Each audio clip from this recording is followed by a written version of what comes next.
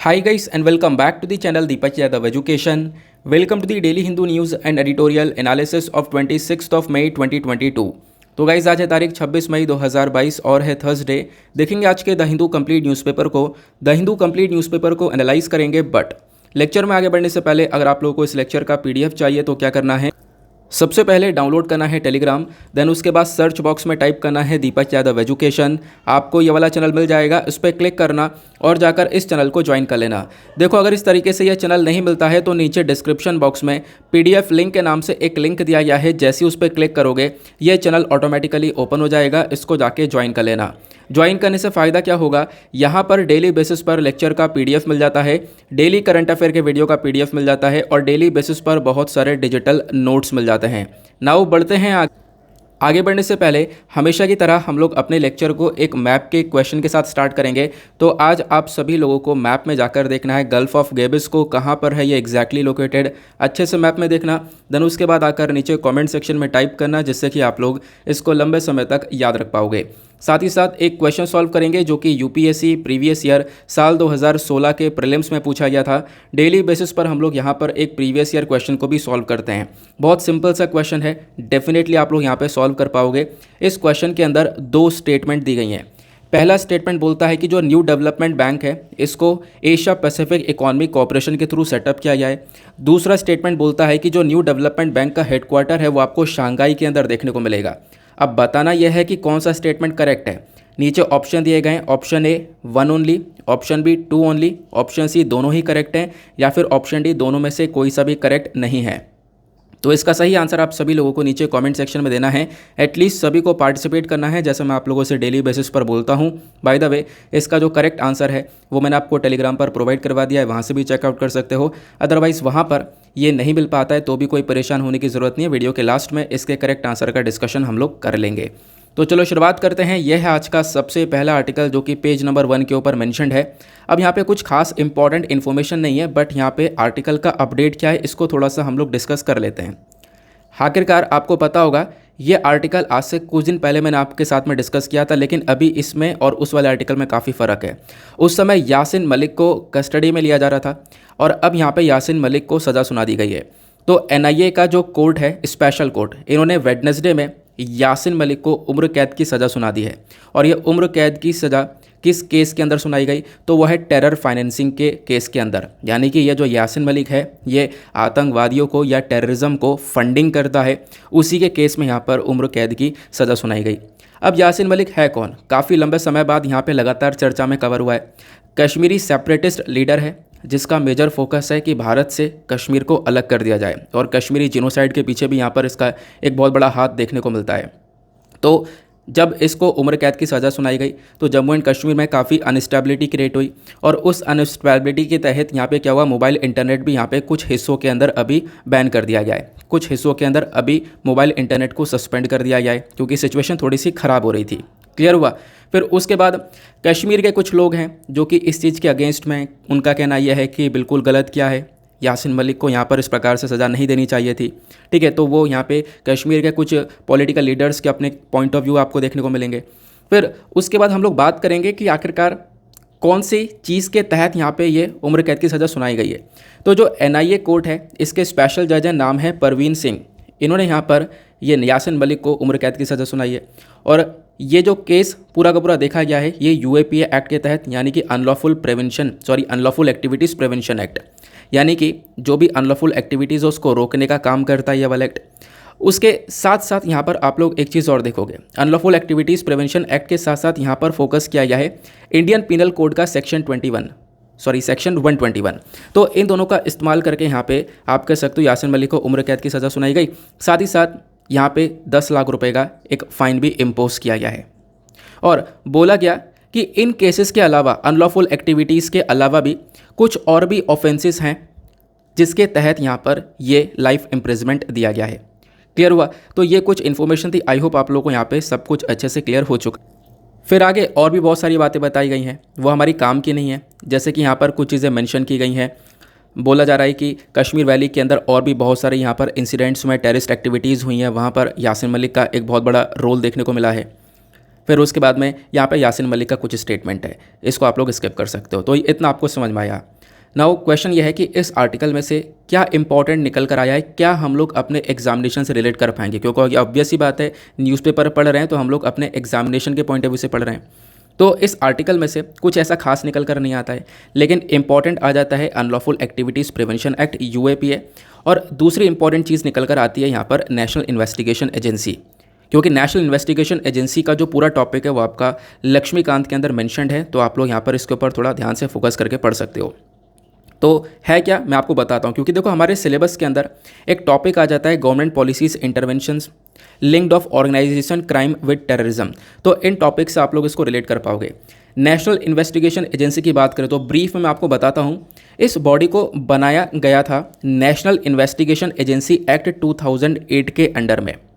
जब वहाँ पे मुंबई में एक टेरर अटैक हुआ उसके बाद में इस बॉडी को बनाया गया, और इस बॉडी का मेजर काम यह है कि इंडिया की सॉवरेटी, सिक्योरिटी, इंटीग्रिटी को अगर कोई खतरा होता है तो उसके प्रति यहाँ पे ये प्रोटेक्शन करता है, या फिर कोई केस है जो कि इंडिया की सॉवरेटी, सिक्योरिटी, इंटीग्रिटी, या फिर कोई केस ऐसा है कि इंडिया के जो रिलेशन है दूसरे कंट्री के साथ में उसको ख़राब कर सकता है, तो उन केसेस को देखने का काम करता है नेशनल इन्वेस्टिगेशन एजेंसी। न केवल इतना ही, उसके साथ में आज के टाइम पर पावर्स बहुत ज़्यादा हैं एनआईए के पास में, क्योंकि इसका जो मेजर ऑब्जेक्टिव है वो तो यहाँ पर टेरर को ही कॉम्बैट करना, यानी कि आतंकवाद से लड़ने का इसका मेजर काम देखने को मिलता है। और इसी वजह से इसको हम लोग यहाँ पर देखते हैं central counter terrorism law enforcement agency की तरह। इसके नाम से पता चल रहा है टेररिज्म को काउंटर करने के लिए, उसको यहाँ पर हटाने के लिए, उसको टैकल करने के लिए ये बॉडी काम करती है। इसका हेडक्वार्टर न्यू दिल्ली में देखने को मिलेगा और कुछ ब्रांचेस भी अवेलेबल हैं अलग अलग जगह पर, ये आपसे नहीं पूछा जाएगा, हेडक्वार्टर ध्यान रखना। अब नेशनल इन्वेस्टिगेशन एजेंसी की ज़रूरत क्यों पड़ गई? देखो ज़रूरत इसलिए पड़ गई, 2008 के आसपास लगातार यहाँ पर ये टेररिज्म एक्टिविटीज़ इंक्रीज़ हो रही थी, प्लस उसके बाद स्मगलिंग हो रही थी आर्म्स की, यानी वेपन्स की, फिर उसका ड्रग्स की स्मगलिंग हो रही थी, फेक इंडियन करेंसी की स्मगलिंग हो रही थी, उसका सर्कुलेशन चल रहा था। तो उन सारे मुद्दे को देखने के लिए यहाँ पर इस नेशनल इन्वेस्टिगेशन एजेंसी की बॉडी को बनाया गया। क्लियर हुआ? तो कौन से एक्ट के अंडर बनाया गया ये आप लोग को ध्यान रखना है। फिर उसके बाद में यहाँ पे आप लोग देख पाओगे जब कोई केस निकल कर आता है तो ये जो एनआईए है उस केस को इन्वेस्टिगेट करता है, फिर उसके बाद उस केस को एनआईए की स्पेशल कोर्ट के सामने प्रस्तुत किया जाता है, जैसा हम लोगों ने इस वाले आर्टिकल के अंदर समझा। फिर उसके बाद बहुत सारे केसेस देखता है ये कि मान लो यहाँ पर कोई केस है यूएपीए के अंडर में है, उस केस की भी यहाँ पर सुनवाई एनआईए करता है। अब यूएपीए आपको नाम से पता चल रहा है अनलॉफुल एक्टिविटीज़ को रोकने का ये काम करता है, इसी वजह से अनलॉफुल एक्टिविटीज़ प्रिवेंशन एक्ट नाम रखा गया है। यूएपीए के बारे में चर्चा करें तो 1967 में इसको पास किया गया था, और इसका मेजर काम है अगेन इंडिया की सॉवरेटी, टेरिटोरियल इंटीग्रिटी को प्रोटेक्शन देना। और यूएपीए के अंदर ही डेथ पेनल्टी का आपको एक कॉन्सेप्ट देखने को मिल जाता है, यानी कि आप कह सकते हो कि मौत की सज़ा भी दी जा सकती है, साथ ही साथ यहाँ पे लाइफ इम्प्रिजमेंट यानी कि उम्र कैद की सज़ा भी दी जा सकती है। ये सबसे हाईएस्ट पनिशमेंट होते हैं यूएपीए के अंडर में, ध्यान रखना। क्लियर हो गया? अभी हम लोग एनआईए के बारे में चर्चा कर रहे थे, तो नेशनल इन्वेस्टिगेशन एजेंसी के बारे में आपने काफ़ी सारी बातें जान ली हैं, लेकिन इसके अंदर फिर एक अमेंडमेंट होता है, एक अमेंडमेंट बिल पास होता है 2019 में। इसके अंदर कुछ चेंजेस करने के बारे में चर्चा की जाती है। चेंजेस ये हैं कि अभी तक एनआईए क्या क्या केस देख रहा है, टेररिज्म को काउंटर करने का काम कर रहा है, लेकिन अब बोला गया कि एनआईए को और भी केस देखने चाहिए, जैसे कि ह्यूमन ट्रैफिकिंग का, मानव की तस्करी हो रही है कोई, ठीक है, यहाँ पे फेक करेंसी सर्कुलेशन है, या फिर कुछ ऐसे हथियार हैं जिसकी मैन्युफैक्चरिंग के ऊपर बैन लगा रखा है लेकिन फिर भी वो बन रहे हैं, उनकी फिर भी बिक्री हो रही है, तो उस चीज़ को रोकने का काम करेगा। और प्लस टेररिज्म, खासकर जो साइबर टेररिज्म है उसको रोकने का काम करेगा। तो ये सारी एक्स्ट्रा पावर्स यहाँ पर ऐड कर दी गई थी इस अमेंडमेंट के थ्रू, तो आप लोग ये भी ध्यान में रख सकते हो। तो ये तो हो गई एनआईए को लेकर एक कंप्लीट चर्चा। तो ये आर्टिकल हमने पूरा का पूरा 360 डिग्री में कवर कर लिया है। आर्टिकल में क्या है प्लस ये कैसे इंपॉर्टेंट हो सकता है वो भी हमने डिस्कस किया। अब उसके बाद आता है हमारे पास अगला आर्टिकल। अगला आर्टिकल काफ़ी इंपॉर्टेंट है, आने वाले टाइम पर पता है इसकी बहुत ज़्यादा चर्चा होने वाली है। इनफैक्ट आज ही एक एडिटोरियल इसके ऊपर पब्लिश हुआ है, वहाँ पे मैं आपके साथ में डिटेल में डिस्कस करूँगा। हुआ क्या है, यूएस के स्कूल के अंदर एक 19 साल का कह रहा हूँ, 18 साल का यहाँ पर एक लड़का जिसने यहाँ पर बंदूक चला दी, गोलियाँ चला दी उस स्कूल के अंदर, और उस गोलियाँ चलाने पर 19 बच्चों की जान चली गई है और साथ ही साथ यहाँ पर 2 टीचर्स की जान चली गई है। तो यहाँ पे ये अमेरिका में अक्सर होता रहता है। हाँ, अक्सर, बिल्कुल सही सुने हो, अक्सर होता रहता है कि स्कूल्स के अंदर ये गोलियाँ चला दी जाती हैं। कोई फ्रस्ट्रेटेड है तो वो भी यहाँ पर एक तरीके से गोली चलाकर अपना फ्रस्ट्रेशन निकाल सकता है। ऐसी चीज़ें देखने को मिली अमेरिका के अंदर। तो इसी को लेकर एक एडिटोरियल है, क्या करना चाहिए अमेरिका को, वो सारी बातें यहाँ पे समझाई गई हैं। मैं आपके साथ में वो कंप्लीट डिस्कशन करूँगा, क्योंकि इस आर्टिकल में ज़्यादा कुछ नहीं है, आप खुद देख पाओगे, छोटा सा यहाँ पर आर्टिकल दिया गया है, तो इसमें पूरी इन्फॉर्मेशन नहीं है। आगे पेज नंबर 8 पर हम लोग डिस्कशन करेंगे, जहाँ पर एडिटोरियल कवर करेंगे। आगे आते हैं नेक्स्ट आर्टिकल पर। नेक्स्ट आर्टिकल पर बढ़ने से पहले वीडियो पे जो लाइक का बटन है उसको दबा देना। एक टारगेट रहता है हमारा यार, उसको आप लोग अचीव करवा सकते हो, ठीक है। 1 सेकंड लगेगा, जितनी देर मैंने बोला कि वीडियो पे लाइक का बटन दबा देना उतनी देर में आप दबा सकते हो, तो इतना ज़रूर कर ले करो, एक छोटा सा काम रहता है यार। आगे चलते हैं नेक्स्ट आर्टिकल पर। नाउ यहाँ पर एक और इम्पॉर्टेंट आर्टिकल आता है हमारे एग्जामिनेशन के पॉइंट ऑफ व्यू से। आपने आज के थंबनेल की हेडिंग देखी होगी, वो थंबनेल की हेडिंग यही वाली है। सुप्रीम कोर्ट ने अभी सेक्स वर्क को एज अ प्रोफेशन रिकग्नाइज़ किया है, कि जो सेक्स वर्क है वो भी यहाँ पर एक प्रोफेशन की तरह देखा जाएगा, ऐसा सुप्रीम कोर्ट ने बोल दिया। अब ये किस चीज़ को लेकर चर्चा की गई है, हम लोग थोड़ा सा इसको समझते हैं। देखो, जो ये सेक्स वर्क है या फिर सेक्स वर्कर्स हैं, कोविड-19 पेंडेमिक में इनकी काफ़ी चर्चा हुई थी, और अभी रिसेंटली एक मूवी भी आई है गंगूबाई करके, हाँ नाम वही है वैसे तो, है ना। तो वो मूवी को लेकर एक कंट्रोवर्सी क्रिएट हुई थी, मतलब कुछ आर्टिकल्स पब्लिश हुए थे, तो मुझे उसके माध्यम से पता है वो। तो वो भी यहाँ पर इसी सेक्स वर्क के ऊपर आपको वो मूवी देखने को मिल जाती है। अब यहाँ पे सुप्रीम कोर्ट ने ये बोला कि देखो, सेक्स वर्क को एज अ प्रोफेशन कोई रिकग्नाइज़ नहीं करता है ना। तो यहाँ पे ज़रूरत है कि उस सेक्स वर्क को एज अ प्रोफेशन रिकग्नाइज़ किया जाए। हर एक इंडिविजुअल के पास में, जो भी हमारे देश के अंदर हर एक व्यक्ति है, उसके पास में राइट है आर्टिकल 21 के अंदर, राइट टू लाइफ का, ठीक है, जो हमारा फंडामेंटल राइट है।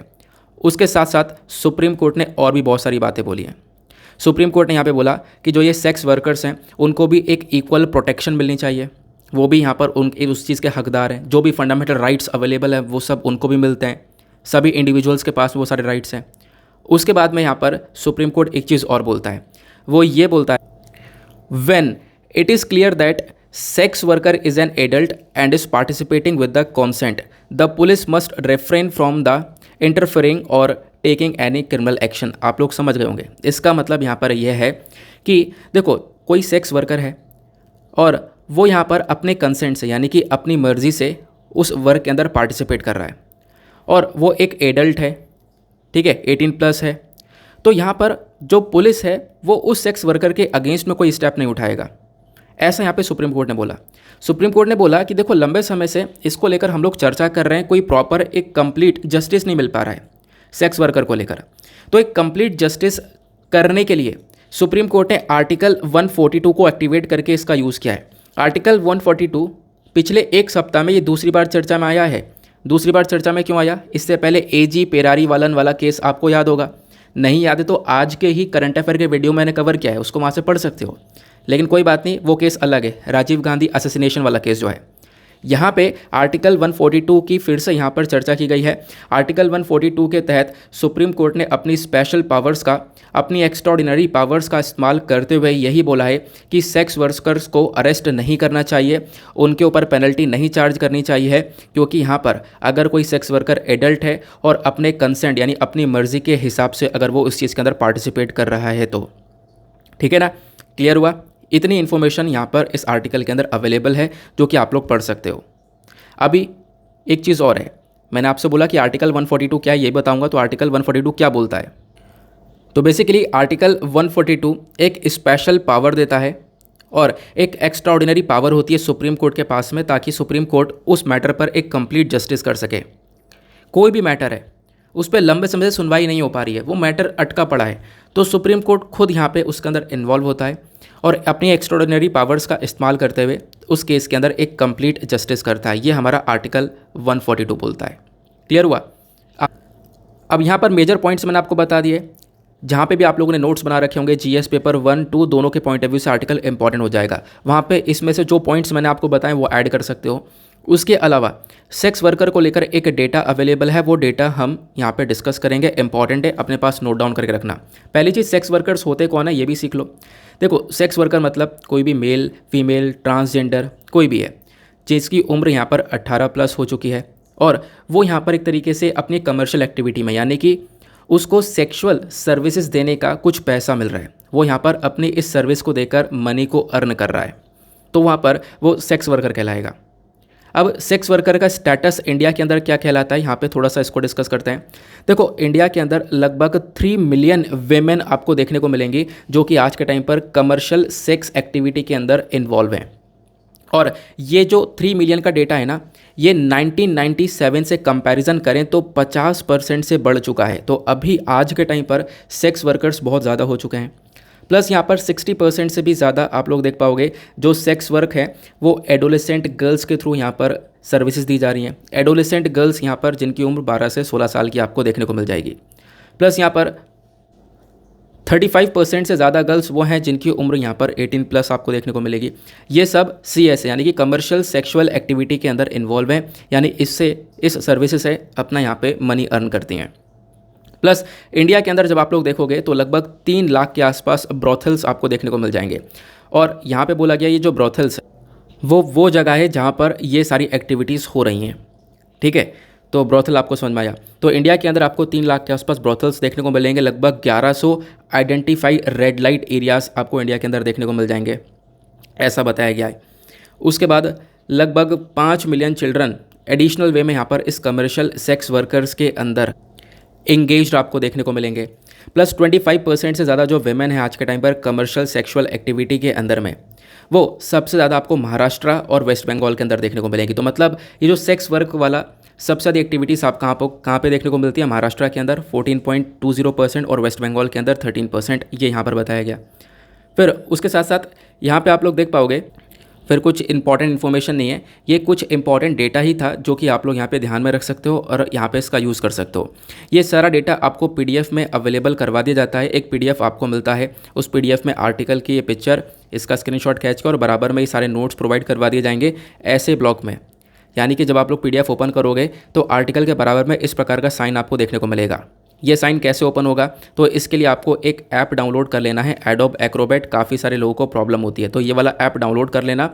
तो जैसे आप लोग PDF इस वाले ऐप में ओपन करोगे वो सारे इंपॉर्टेंट नोट्स इसके अंदर ओपन हो जाएंगे। ओके, आगे आते हैं। उसके बाद जो नेक्स्ट आर्टिकल आपको यहाँ पर दिख रहा है वो मंकी पॉक्स के केसेस के बारे में चर्चा कर रहा है। अभी इस वाले आर्टिकल के ऊपर भी एक एडिटोरियल आया है, तो उसको हम लोग डिस्कस करेंगे। पहले हम लोग अपने इन सारे आर्टिकल्स का डिस्कशन कर लेते हैं। फिर एक आर्टिकल आपको यहाँ पर देखने को मिलेगा, ये भी इंपॉर्टेंट आर्टिकल है। एग्जामिनेशन के पॉइंट ऑफ व्यू से काफ़ी सारी इंपॉर्टेंट इन्फॉर्मेशन यहाँ से निकलेगी। यहाँ पे बात की है LGBTIQ कम्युनिटी को लेकर। अब ये जो LGBTIQ कम्युनिटी कौन सी है, लेस्बियन, गे, बाइसेक्सुअल, ट्रांसजेंडर, इंटरसेक्स, क्वीर। ठीक है, अब ये जो पर्सन्स हैं इनको एक प्रोटेक्शन देनी चाहिए, इनको प्रोटेक्ट करने के लिए हमारे पास कुछ पॉलिसीज़ होनी चाहिए, ऐसा यहाँ पर इंटरनेशनल लेबर ऑर्गेनाइजेशन यानी कि ILO बोलता है। ILO ने बताया कि LGBTIQ कम्युनिटी काफ़ी सारी प्रॉब्लम्स आज के टाइम पर फेस करती हैं। अब ये सारी बातें बताई गई हैं क्योंकि अभी एक डॉक्यूमेंट को रिलीज़ किया गया है वेडनेसडे में, यानी कल के दिन डॉक्यूमेंट रिलीज़ हुआ। ILO ने इस डॉक्यूमेंट को रिलीज़ किया और इन्होंने यहाँ पर LGBTIQ कम्युनिटी का टॉपिक उठाया और यहाँ पे बताया कि इन कम्युनिटी को भी एक सोशल प्रोटेक्शन की आवश्यकता है, इनको भी प्रोटेक्शन मिलनी चाहिए। यहाँ पे बहुत सारी स्कीम्स वगैरह हैं, उनमें यहाँ पर इनको कोई भी फ़ायदा नहीं मिल पाता है, कोई भी बेनिफिट्स यहाँ पर इनको नहीं मिल पाते हैं। ठीक है, ये यहाँ पर बताया गया। फिर उसके बाद में बताया कि ये जो पर्सन है ये हैरेसमेंट, वायलेंस, डिस्क्रिमिनेशन, ये इस प्रकार की चीज़ें फेस कर रहे हैं, यानी इनके प्रति भेदभाव हो रहा है, हिंसा हो रही है, ये सारी चीज़ें फेस करते हुए नज़र आ रहे हैं। तो यहाँ पर इनको एक प्रोटेक्शन मिलना चाहिए। फिर उसके बाद यहाँ पर बताया गया इनके लिए यहाँ पर प्रॉपर एनवायरनमेंट आज के टाइम पर क्रिएट होता हुआ नहीं नज़र आएगा। यहाँ पे हमें कुछ स्टेप्स उठाने चाहिए कि इनको एक प्रॉपर एनवायरनमेंट मिले। ठीक है, जो डिस्क्रिमिनेशन, जो भेदभाव है इनके प्रति वो ख़त्म हो जाए, ऐसा यहाँ पर ILO मेंशन करता है। फिर उसके बाद में बहुत सारी वर्क प्लेस आपको देखने को मिल जाती है जहाँ पे काम करते हैं ये, वहाँ पे भी काफ़ी हद तक डिस्क्रिमिनेशन होता है। तो इन सारी चीज़ों को लेकर एक सॉल्यूशन लेकर आना होगा, ऐसा ILO मेंशन करता है, ताकि क्या कर सके हम लोग, ये डिस्क्रिमिनेशन वगैरह है इनको, जो एक तरीके से LGBTIQ कम्युनिटी है, इन सारी प्रॉब्लम्स की वजह से वो अपने आप में एक अलोन फील करते हैं, अकेलापन फील करते हैं, तो वो चीज़ें हमें कम करनी होंगी, ऐसा ILO मेंशन करता है। नाउ ये ILO इंटरनेशनल लेबर ऑर्गेनाइजेशन क्या है, पहले हम लोग इसको समझते हैं, फिर इसने और क्या डिटेलिंग्स दी हैं, फिर हम लोग उसके ऊपर बात करेंगे। तो इंपॉर्टेंट है इंटरनेशनल लेबर ऑर्गेनाइजेशन, क्योंकि GS पेपर 2 के अंदर आपका सिलेबस के अंदर मेंशन है कि जितने भी इंटरनेशनल ऑर्गेनाइजेशन है वो सब आपको पढ़कर जानी है।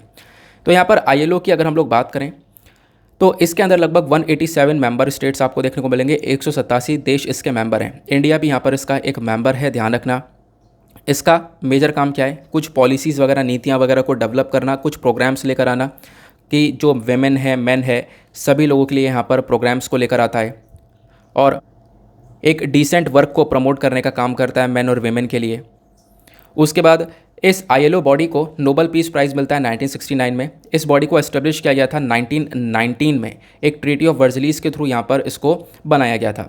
उसके बाद इसका हेडक्वार्टर आज के टाइम पर जेनेवा स्विट्ज़रलैंड के अंदर है, ध्यान रखना हेडक्वार्टर वगैरह इंपॉर्टेंट है, वनडे एग्जामिनेशन भी पूछ लिया जाता है। फिर उसके बाद में इसने और भी चीज़ें मेंशन करी हैं कि जो LGBTI की कम्युनिटी है वो क्या क्या प्रॉब्लम फेस कर रही है। सबसे बड़ी प्रॉब्लम यहाँ पर क्या है, डिस्क्रिमिनेशन। आप किस प्रकार से चीज़ों को लिख सकते हो मैं आपको वो बता रहा हूँ नोट्स की फॉर्म में, ये भी आपको PDF में मिल जाएगा।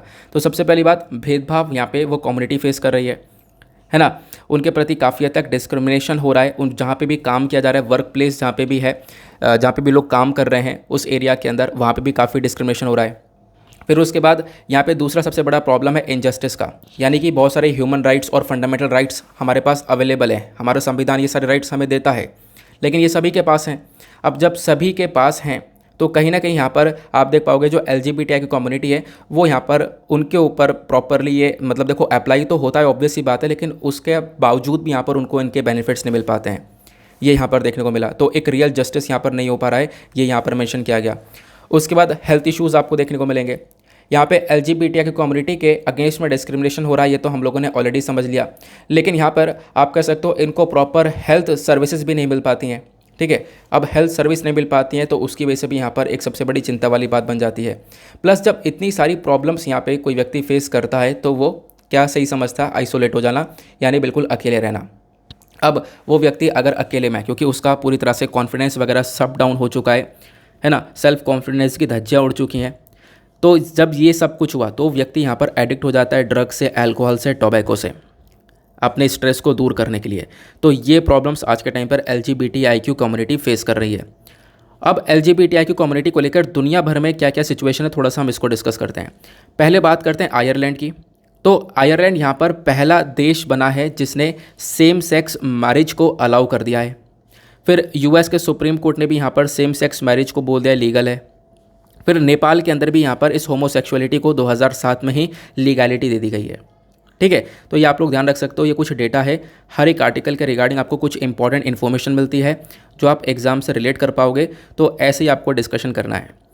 फिर उसके बाद में एक छोटा सा आर्टिकल है, ये वनडे एग्जामिनेशन के पॉइंट ऑफ व्यू से इंपॉर्टेंट हो सकता है, जो कैप्टन अभिलाषा बारक हैं। ठीक है, ये पहली वेमेन बनी है जिन्होंने आर्मी एविएशन कॉर्प्स को ज्वाइन किया है। तो यहाँ पे आप लोग देख पाओगे आर्मी को हमारी पहली वेमेन कॉम्बैट पायलट मिली हैं। ठीक है, तो वेमेन कॉम्बैट पायलट पहली मिली हैं, तो इसी चक्कर में यहाँ पर इनका नाम इंपॉर्टेंट हो जाता है, खासकर वनडे एग्जामिनेशन के पॉइंट ऑफ व्यू से। मतलब इसमें बस खाली इतनी बात ध्यान रखने के लिए ज़्यादा यहाँ पर डिटेलिंग में आ जाने की आवश्यकता है नहीं। नेक्स्ट आर्टिकल पर आते हैं। इस आर्टिकल के अंदर एक सर्वे आया है और उस सर्वे को लेकर काफ़ी सारी चर्चा की गई है। इस सर्वे ने यहाँ पर बताया कि बहुत सारे जो स्टूडेंट्स हैं जो कोविड के टाइम पर स्कूल नहीं गए, ठीक है, उन्होंने कैसा फील किया है वो उसको लेकर यहाँ पर चर्चा की जा रही है। तो लगभग यहाँ पर बोला जा रहा है, इस सर्वे के थ्रू लगाया गया लगभग 80% जो स्टूडेंट्स हैं उन्होंने बोला कि पेंडेमिक के टाइम पर, कोरोना के टाइम पर घर पर बैठकर पढ़ना एक बर्डन था हमारे लिए, भारी था। इससे अच्छा हम स्कूल में बैठकर पढ़ाई करते थे, स्कूल में हमारी काफ़ी हेल्प हो जाती थी। ऐसा यहाँ पर इस सर्वे के थ्रू बोला गया। ये एक सरकारी सर्वे है, यहाँ पर 1 लाख स्कूल से ज़्यादा पूरे देश भर में सर्वे किया गया है। मिनिस्ट्री ऑफ एजुकेशन ने इसको कल ही रिलीज़ किया है, जहाँ पर इन्होंने मेंशन किया कि जो क्लास 3, 5, 8, 10 इन सभी बच्चों का यहाँ पर ये सर्वे किया गया, जहाँ पर मेंशन किया गया लगभग जो 34 लाख स्टूडेंट्स हैं 1.18 स्कूल से बिलोंग करने वाले, और ये जो स्कूल हैं लगभग ये 720 डिस्ट्रिक्ट के हैं। तो इन सभी का पार्टिसिपेशन किया गया इस एक्सरसाइज के अंदर, और पार्टिसिपेशन के तहत यहाँ पर बताया यह जा रहा है कि इनमें से 78% बच्चों ने यहाँ पर देखा कि उनको एक बर्डन फेस हुआ घर पर बैठना इस पेंडेमिक के टाइम पर। उससे ज़्यादा मदद स्कूल में हो जाती थी, उनकी क्लासमेट से यहाँ पर उनको हेल्प हो जाती थी। 24% स्टूडेंट्स ने यहाँ पर बोला कि उनके पास में कोई डिजिटल डिवाइस नहीं था घर पर। ऑब्वियस सी बात है, काफ़ी सारे लोगों के पास में यहाँ पर कोई डिजिटल डिवाइस नहीं था, तो उनको प्रॉब्लम हुई है पढ़ने में। फिर उसके बाद में 45% स्टूडेंट्स को मज़ा आया उस एक्सपीरियंस का, है ना। उसके बाद यहाँ पर 38% कुछ और स्टूडेंट्स हैं जिन्होंने अगेन यहाँ पे लर्निंग में यहाँ पे काफ़ी सारी डिफ़िकल्टीज़ फेस करी हैं। क्लियर हुआ? तो अगर आप लोग इस पूरे आर्टिकल का एक निचोड़ देखना चाहोगे तो वो इसमें क्लियर हो जाएगा। तो इस सर्वे का नाम है नेशनल अचीवमेंट सर्वे 2021। यह रिपोर्ट ये बोलती है कि कौन कौन बच्चे हैं, क्या क्या प्रॉब्लम फेस हुई, जिन्होंने डिफिकल्टी फेस करी है लर्निंग में वो 38% है, ठीक है। जिनको कोई डिफरेंस फेस नहीं हुआ, स्कूल की तरह था घर पर भी रहना, वो 50% है। जिनको घर पर बैठना एक बर्डन लगा, वो 78% आपको देखने को मिल जाएंगे, ठीक है। उसके बाद यहाँ पर किसी के पास में जो डिवाइस नहीं है, घर पर कोई भी मोबाइल फ़ोन डिवाइस नहीं है क्योंकि उसी से ऑनलाइन पढ़ाई वगैरह हो रही थी, वैसे 24% यहाँ पर आपको स्टूडेंट्स देखने को मिल जाएंगे। तो ये सारी चीज़ें आप लोगों को यहाँ पर मिल जाती हैं। क्लियर हुआ? चलो आगे चलते हैं। अब इसको लेकर आने वाले टाइम पर कोई ना कोई एडिटोरियल पब्लिश हो सकता है, इसी वजह से आपके साथ में इसका डिस्कशन कर लिया गया है। अदरवाइज बस थोड़ा बहुत ध्यान रख सकते हो, ज़्यादा कोई डिटेलिंग में रटने की आवश्यकता नहीं है। आगे चलते हैं नेक्स्ट आर्टिकल पर। नाउ नेक्स्ट आर्टिकल काफ़ी इंपॉर्टेंट होने वाला है। यहाँ पे मेंशन किया गया जो शुगर का एक्सपोर्ट है उसके ऊपर भी अभी यहाँ पे रोक लगा दी गई है, काफ़ी सारे रिस्ट्रिक्शंस लगा दिए गए हैं। अभी तक गेहूं के ऊपर रिस्ट्रिक्शन लगाए गए थे, एक्सपोर्ट को बैन कर दिया गया था, अब यहाँ पर चीनी को भी यहाँ पर इसी प्रकार से रोका गया है। हमारी केंद्र सरकार ने वेडनेसडे में बोला कि देखो फेस्टिवल सीज़न स्टार्ट हो जाएगा अक्टूबर से फेस्टिवल सीज़न स्टार्ट होंगे और हमें उस चीज़ को ध्यान में रखते हुए अभी से ही स्टेप्स उठाने होंगे। और इसी चीज़ को देखते हुए शुगर के एक्सपोर्ट के ऊपर रेस्ट्रिक्शन लगा दिया है। यहाँ पे बोला कि 10 मिलियन टन से ज़्यादा 10 लाख मेट्रिक टन या फिर वही 100 लाख मेट्रिक टन या फिर 10 मिलियन टन से ज़्यादा आप लोग शुगर एक्सपोर्ट नहीं करोगे। ये रिस्ट्रिक्शंस यहाँ पे लगाई गई। तो केंद्र सरकार ने ये सारी रिस्ट्रिक्शन लगाई हैं और इसी के साथ में यहाँ पर मेंशन किया कि जो फेस्टिवल का टाइम है ये अक्टूबर से नवंबर के बीच में देखने को मिलेगा और वहाँ पे शुगर की रिक्वायरमेंट और कंजम्पशन दोनों बढ़ जाता है, ठीक है। इसी वजह से हमें थोड़ा सा स्टेप उठाकर अभी से चलना पड़ेगा। अदरवाइज़ अभी हम लोगों ने खुलकर अगर एक्सपोर्ट करना चालू कर दिया तो इससे प्रॉब्लम ये आएगी, हमारे यहाँ पर एक शॉर्टेज देखने को मिल जाएगा, ठीक है। अभी फ़िलहाल जो शुगर है उसके प्राइसेस के बारे में मेंशन किया गया, क्या क्या प्राइसेस आपको देखने को मिल जाएंगे। होलसेल प्राइस जो है वो 3150 से लेकर 3500 पर कुंटल के हिसाब से आपको ये देखने को मिल जाएगा। जो रिटेल प्राइस है तो अगर यहाँ पे पर केजी के हिसाब से बात करें तो 36 से 44 रुपये पर किलो आपको ये चीनी मिल जाएगी, वो यहाँ पर बताया गया रिटेल प्राइस है, ठीक है। हालांकि थोड़ा सा बड़ा है। फिर उसके साथ बताया गया कि दुनिया भर के अंदर शुगर की काफ़ी हद तक डिमांड बढ़ चुकी है। डिमांड बढ़ने के साथ साथ वहाँ पे एक शॉर्टेज हो चुका है, क्योंकि बात की गई है ब्राज़ील की। जब हम लोग बात करते हैं ब्राज़ील की तो ब्राज़ील एक सबसे बड़ा प्रोड्यूसर है चीनी का और उसको फिर एक्सपोर्ट भी करता है। तो यहाँ पे ब्राज़ील के अंदर ही प्रोडक्शन अब की बार कम हुआ है। अब प्रोडक्शन कम हुआ तो इसकी वजह से यहाँ पर एक्सपोर्ट वगैरह ऑब्वियस ही बातें कम हो पाएगा, तो इसकी वजह से शुगर का शॉर्टेज इंटरनेशनल लेवल पर देखने को मिलेगा। तो इंडिया के पास यहाँ पर मतलब ऑब्वियस ही बात है बहुत सारे ऑर्डर्स वगैरह देखने को मिलेंगे। हम लोगों के पास यहाँ पे बात बन जाती है कि हम लोग को एक्सपोर्ट करना चाहिए, लेकिन भारत ने भी इसके ऊपर रिस्ट्रिक्शन लगा दिया कि अगर हम लोगों ने इस प्रकार से भर के एक्सपोर्ट करना चालू किया ना तो हमारे यहाँ शॉर्टेज हो जाएगा और हमारे यहाँ चीज़ें महंगी हो जाएंगी, प्रोडक्शन हो नहीं पाएगा। इंडोनेशिया वाला हाल है ना। फिर उसके साथ यहाँ पर मेंशन किया गया कि हालांकि इससे फार्मर्स वगैरह काफ़ी नाराज़ है, क्योंकि फार्मर्स के पास अपॉर्चुनिटीज़ थी यहाँ पर कुछ अर्निंग की, वो वहाँ पे आप देख पाओगे। तो फार्मर्स ने यहाँ पर खुद बोला है centre is closing all the avenues for better prices, यानी कि जो केंद्र सरकार है वो यहाँ पर जहाँ जहाँ से अच्छा पैसा मिल सकता है वो सारे रास्ते बंद कर रही है, ऐसा यहाँ पर फार्मर्स ने बोला। क्लियर हुआ? तो ये तो पूरा का पूरा मुद्दा हो गया शुगर को लेकर। अब यहाँ पे कुछ और इंपॉर्टेंट डेटा है वो मैं आपके साथ में डिस्कस करूँगा, एक एक करके हम लोग उसको भी देखेंगे। इस आर्टिकल को वैसे आप लोग जीएस पेपर 3 और 2 दोनों से रिलेट कर पाओगे। शुगर को अभी जो इसके एक्सपोर्ट के ऊपर रोक लगाई गई है उसके पीछे के कारण मैंने आपको बता दिए कि भाई हमें डोमेस्टिक अवेलेबिलिटी को रखना है, यानी कि अपने कंट्री के अंदर उसको अवेलेबल करना है। अगर हम लोग ये नहीं कर पाए ना तो हमारी कंट्री में जब शॉर्टेज होगा तो महंगाई बढ़ जाएगी, शुगर के जो दाम है वो बहुत ऊपर पहुँच जाएंगे।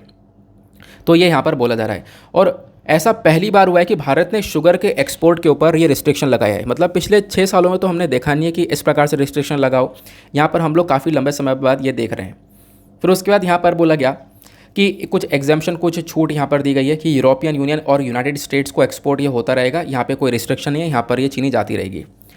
अब India as a sugar exporter की तरह हम लोग देखें तो क्या हमारे पास डेटा अवेलेबल है, बहुत इंपॉर्टेंट है, कहीं पर भी इसको कोट कर सकते हो। इंडिया जो है चीनी का सबसे बड़ा प्रोड्यूसर है पूरे दुनिया भर में और दूसरा एक्सपोर्टर है। अब पहला एक्सपोर्टर कौन है? वो है ब्राज़ील। तो ब्राज़ील यहाँ पर प्रोड्यूस भी करता है, एक्सपोर्ट भी करता है। तो ब्राज़ील के बाद में इंडिया सेकंड लार्जेस्ट एक्सपोर्टर है। तो ब्राज़ील के अंदर सिचुएशन ख़राब हुई जैसे हमने आर्टिकल में पढ़ा, तो उसके बाद यहाँ पर इंडिया के ऊपर थोड़ा सा बर्डन पड़ना शुरू हो चुका है। फिर उसके बाद यहाँ पर मेंशन किया गया जो शुगर का एक्सपोर्ट है हमारे इस सीज़न के अंदर वो बहुत ज़्यादा हो चुका है। हम लोग ऑलरेडी बहुत सारा एक्सपोर्ट कर चुके हैं, अब की बार एक्सपोर्ट हमारा ऑलरेडी काफ़ी हाई रहा है, तो इसी वजह से यहाँ पर फोकस है कि हम लोग ज़्यादा एक्सपोर्ट ना कर दें, इसी वजह से इसके ऊपर कंट्रोल लगाया गया। क्लियर हो गया? आगे चलते हैं अगले आर्टिकल पर। देन उसके बाद यहाँ पर आता है एक और इम्पॉर्टेंट आर्टिकल एग्जामिनेशन के पॉइंट ऑफ व्यू से। आप लोग देखोगे सारे आर्टिकल में एग्जाम से रिलेट करता हुआ लेकर चल रहा हूँ, सारी इन्फॉर्मेशन मैं आपको दे रहा हूँ। अब बहुत से लोग बोलते भी हैं वीडियो काफ़ी लंबा हो जाता है, शॉर्ट करो, लेकिन आप लोग खुद भी देख पा रहे होंगे। अभी इसके बाद हमें एडिटोरियल भी डिस्कस करना है और एडिटोरियल भी काफ़ी इंपॉर्टेंट है, वो भी मैं बिल्कुल आसान शब्दों में ही आपके साथ डिस्कस करूँगा। तो यहाँ पर वीडियो लेंदी हो जाता है, उसकी टेंशन मत लिया करो। आप ये देखो कि आपको एक न्यूज़पेपर से कितनी सारी चीज़ें मिल रही हैं, कितना कुछ निकल कर आ रहा है, ठीक है। बाकी मैं आगे आपको बताऊँगा करना क्या है। फिलहाल इस वाले आर्टिकल में क्या मेंशन किया गया, यहाँ पे यूएस की assistant secretary for terrorist financing and financial crime, बहुत लंबा चौड़ा यहाँ पर पोस्ट है, इनका नाम है एलिजाबेथ रोजनबर्ग। तो ये इंडिया के अंदर अराइव कर चुकी हैं वेडनेसडे में। अब इंडिया के अंदर आई हैं तो डिस्कशन चलेगा, हमारे आरबीआई की थ्रू मीटिंग्स चलेंगी, प्लस हमारी फाइनेंस मिनिस्टर के साथ में भी यहाँ पर ये बातचीत करने वाली हैं। अब फाइनेंस मिनिस्टर के साथ में बातचीत करेंगी तो उसके बाद में यहाँ पर बोला गया है कि इनका एक और फोकस रहने वाला है। वो फोकस ये है रशिया यूक्रेन का डिस्प्यूट। अब ये यूएस से आई हैं तो रशिया यूक्रेन के डिस्प्यूट को लेकर चर्चा तो की जाएगी, और ख़ासकर यहाँ पे फोकस ये रहेगा कि इंडिया, आखिरकार इंडिया यहाँ पर क्यों रशिया के साथ में ट्रेड कर रहा है। क्योंकि आपको पता है आज के टाइम पर सबसे मेजर कंसर्न क्या है, यूएस को सबसे मेजर कंसर्न यहाँ पर ये आपको देखने को मिलेगा, वो यह है कि कुछ इन्फॉर्मेशन मिलती है कि भारत ने रशिया से जो ऑयल है वो परचेज़ करना बहुत ज़्यादा कर दिया है ना। यहाँ पे भले ही रशिया यूक्रेन कॉन्फ्लिक्ट चल रहा हो, उसके दौरान भी यहाँ पे भारत ने 40 मिलियन बैरल्स ऑर्डर दिया है, 40 बिलियन बैरल्स का तेल का ऑर्डर दिया है रशिया को। और उससे भी इम्पॉर्टेंट बात यह है कि भारत कहीं ना कहीं, क्योंकि अभी क्या है रशिया के ऊपर काफ़ी सारे सैंक्शंस लग चुके हैं, अब जब सैंक्शन लगे ना तो रशिया आज के टाइम पर डॉलर्स का इस्तेमाल नहीं कर पा रहा है। तो इसी चक्कर में यहाँ पर भारत ने ट्रेड किया, और जो ये ट्रेड हो रहा है वो यहाँ पर रुपी और रूबल में, यानी कि इंडियन और रशियन करेंसी में यहाँ पर ये ट्रेड चल रहा है। तो यही चीज़ यहाँ पर इन लोगों को खल रही है कि यहाँ पे डॉलर में अगर डॉलर बैन कर दिया गया तो उसके बाद आप लोग देख पाओगे कि ये लोग रशिया के करेंसी और इंडियन करेंसी में ट्रेड कर रहे हैं। तो यही कंसर्न्स को लेकर डिस्कशन करेंगे, इंडिया के साथ में यहाँ पर ये चर्चा करेंगी, ठीक है। प्लस यहाँ पर इन्होंने मेंशन किया है कि अभी यहाँ पर आने वाले टाइम पर इन्होंने ये भी मेंशन किया, क्या मेंशन किया इन्होंने ये बोला कि आने वाले टाइम पर फाइनेंशियल एक्शन टास्क फोर्स, जिसको हम लोग FATF के नाम से जानते हैं, फाइनेंशियल एक्शन टास्क फोर्स का सेशन होगा जून में, यहाँ पर इसकी मीटिंग चलेगी, और वहाँ पे पाकिस्तान की ग्रे लिस्ट के बारे में चर्चा किया जाएगा कि पाकिस्तान को ग्रे लिस्ट में रखना है अभी भी या फिर वहाँ से निकालना है। वो डिस्कशन यहाँ पर FATF की आने वाली मीटिंग में होने वाला है। तो यहाँ पर इंडिया के ऊपर भी सैंक्शंस लग सकते हैं अगर इंडिया इस प्रकार से चीज़ें चला रहा है, ये यहाँ पर इनका एक कंसर्न है। बेसिकली यहाँ पर रशिया यूक्रेन के वॉर में इंडिया थोड़ा सा पीछे हट जाए, ये आज के टाइम पर फोकस है किसका, यूएस का, ठीक है। अब यहाँ पर आप लोग देख पाओगे एक चीज़, सबसे इंपॉर्टेंट चीज़ क्या है, हमने अभी देखा इस आर्टिकल में एक वर्ड के बारे में, एक टर्म के बारे में चर्चा की गई है, वो है FATF, financial action task force. इस पूरे आर्टिकल में एक लौती इंपॉर्टेंट चीज़ है जो कि आपको एग्जामिनेशन में हेल्प करेगी और डायरेक्टली क्वेश्चन बनाएगी प्रीलिम्स में। तो FATF क्या है इसको समझते हैं। FATF यहाँ पर एक इंटर गवर्नमेंटल बॉडी देखने को मिलती है, यहाँ पर जितने भी कंट्रीज़ इसके मेंबर हैं उन सब की सरकारें मिलकर काम करती हैं। इस बॉडी को एस्टेब्लिश किया गया था 1989 में, जब G7 समिट चला था पेरिस के अंदर। फिर उसके बाद में यहाँ पे आप देख पाओगे ये जो बॉडी है कौन सी, FATF, इसका मेजर काम क्या है, एंटी मनी लॉन्ड्रिंग, यानी कि जो मनी लॉन्ड्रिंग हो रही है, ब्लैक मनी को वाइट मनी में कन्वर्ट कर दिया जाता है, उसको रोकने का काम करता है। प्लस यहाँ पर नाम से पता चल रहा है फाइनेंशियल एक्शन टास्क फोर्स, और इसका मेजर काम क्या है कि जो टेररिज्म यानी आतंकवाद को कोई भी फंडिंग अगर होती है तो उस फंडिंग को रोकने का भी है काम करता है। उसके बाद इसका मेजर ऑब्जेक्टिव क्या है, इसका मेजर ऑब्जेक्टिव है मनी लॉन्ड्रिंग को कॉम्बैट करना, फाइनेंसिंग जो टेरर फाइनेंसिंग है उसको रोकना, और अगर कोई कंट्री करती है तो उसको ब्लैक या ग्रे लिस्ट के अंदर डाल देना। इस FATF का हेडक्वार्टर आपको इसका सेक्रेटेरिएट देखने को मिल जाएगा पेरिस के अंदर में। इसके अंदर टोटल आज के टाइम पर 39 मेंबर कंट्रीज़ है, इसको एक बार वापस से रिव्यू कर लेना कितनी है, ठीक है। हो सकता है ये पुराना डेटा हो तो इसको एक बार रिव्यू कर लेना। 39 मेंबर कंट्रीज़ आपको देखने को मिल जाएंगे, और इंडिया भी यहाँ पर FATF का मेंबर है। और FATF अपने आप में 2 लिस्ट को बनाकर चलता है, एक लिस्ट का नाम है ग्रे लिस्ट और दूसरी लिस्ट का नाम है ब्लैक लिस्ट।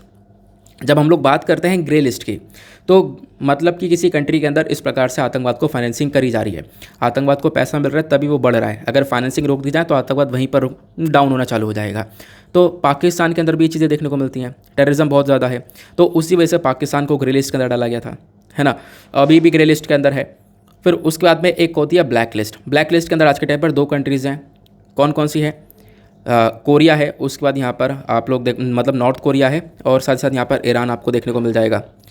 फिर उसके बाद में यहाँ पर मेंशन किया गया जो ब्लैक लिस्ट के अंदर कंट्रीज़ जाती हैं उनके ऊपर प्रॉपरली रिस्ट्रिक्शंस लगा दिए जाते हैं, और प्रॉपरली रिस्ट्रिक्शन के साथ साथ यहाँ पे जो फंडिंग वगैरह है वो पूरी तरह से रोक दी जाती है। इन कंट्रीज़ को लोन वगैरह लेने में बहुत ज़्यादा मुश्किल आ जाती है, जो भी यहाँ पर इन लिस्ट ब्लैक लिस्ट या ग्रे लिस्ट के अंदर होती हैं। तो ठीक है, तो आप लोग यहाँ पर इसके बारे में ध्यान रख सकते हो, ये कुछ इंपॉर्टेंट डेटा था। अच्छा, आपको ये बताना है, अभी जो FATF की मैंने ब्लैक लिस्ट के बारे में चर्चा की है, उसमें ब्लैक लिस्ट में यहाँ पे कोई मिस्टेक तो नहीं है? ठीक है, ये नीचे कमेंट सेक्शन में आप लोग बताना, ईरान, नॉर्थ कोरिया या इसके अलावा भी कोई देश है ब्लैक लिस्ट के अंदर। अगर इसके अलावा भी कोई देश है ब्लैक लिस्ट के अंदर तो कौन कौन है, नीचे कमेंट सेक्शन में आपको टाइप करना है। आगे चलते हैं, अगले स्टार्ट करेंगे एडिटोरियल डिस्कशन को। आज हमारे पास 4-5 एडिटोरियल हैं, काफ़ी इंपॉर्टेंट है। हमारा आता है यहाँ पर फर्स्ट एडिटोरियल। ये जो पहला एडिटोरियल है काफ़ी इंपॉर्टेंट होने वाला है एग्जामिनेशन के पॉइंट ऑफ व्यू से, खासकर GS पेपर 2 से आप लोग इसको रिलेट कर पाओगे। यहाँ पे मेंशन किया गया है अबॉर्शन राइट्स को लेकर, कि अबॉर्शन के जो राइट्स इंडिया के अंदर अवेलेबल हैं उसके अंदर क्या क्या प्रॉब्लम्स देखने को मिलती हैं। तो इस आर्टिकल को यहाँ पर 2 फीमेल्स ने लिखा हुआ है, जैसा आप लोग यहाँ पर देख पा रहे होंगे।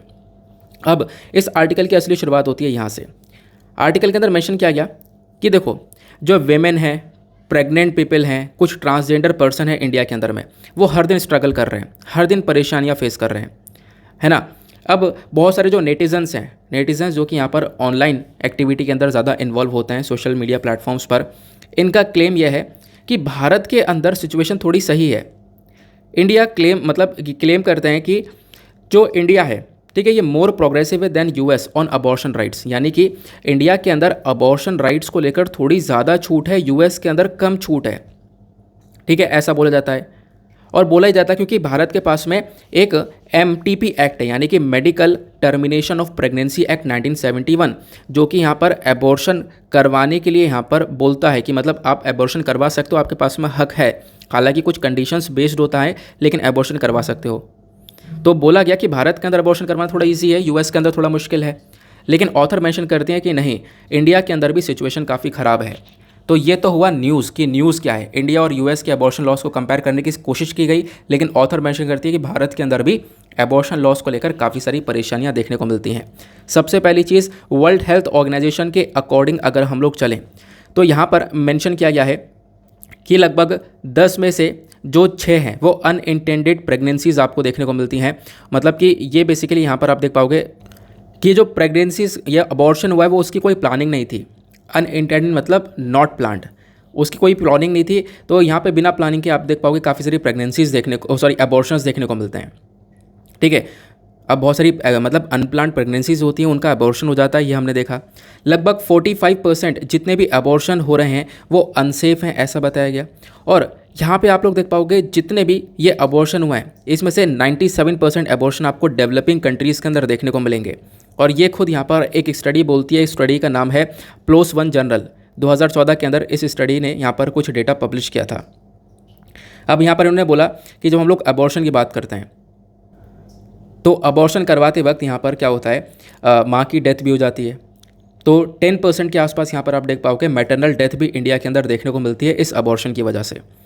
फिर ये तो हुआ वर्ल्ड हेल्थ ऑर्गेनाइजेशन का डेटा, है ना, कि इसने क्या क्या बताया कि भाई यहाँ पर बहुत सारी नॉट प्लान्ड प्रेगनेंसीज है, उनका एबॉर्शन है, और एबॉर्शन का क्या डेटा है वो यहाँ पर मेंशन किया। उसके अलावा इस वाले पैराग्राफ के अंदर नेशनल फैमिली हेल्थ सर्वे को लेकर कंपैरिजन किया गया है। नेशनल फैमिली हेल्थ सर्वे 2019-20 और मतलब 2019-20 और 21 इन तीनों साल का जो डेटा है वो ये बोलता है कि लगभग 3% जितनी भी प्रेगनेंसीज इंडिया के अंदर देखने को मिली हैं वो यहाँ पर एक तरीके से आप कह सकते हो कि उनका अबॉर्शन हुआ है। और जो अबॉर्शन है वो हम लोग देख पाएंगे इंडिया के अंदर बड़ा है, और ख़ासकर प्राइवेट सेक्टर के अंदर ज़्यादा अबॉर्शन देखने को मिलेगा। हालांकि प्राइवेट सेक्टर के अंदर मतलब कि जितनी भी प्रेगनेंसीज हैं उनका 3% यहाँ पे अबॉर्शन हुआ। अब 3% अबॉर्शन हुआ तो लगभग 53% अबॉर्शन इन 3% में से करवाया कि ना कहाँ पर, प्राइवेट सेक्टर में, और 20% अबॉर्शन जो हुआ है वो पब्लिक सेक्टर में हुआ है।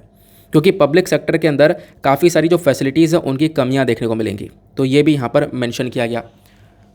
उसके बाद और क्या मेंशन किया जा रहा है कि लगभग 27% एबॉर्शन जो है वो खुद घर पर हुए हैं, और जिसकी वजह से और सिचुएशन थोड़ी सी ख़राब हुई है, ऐसा ही बताया गया।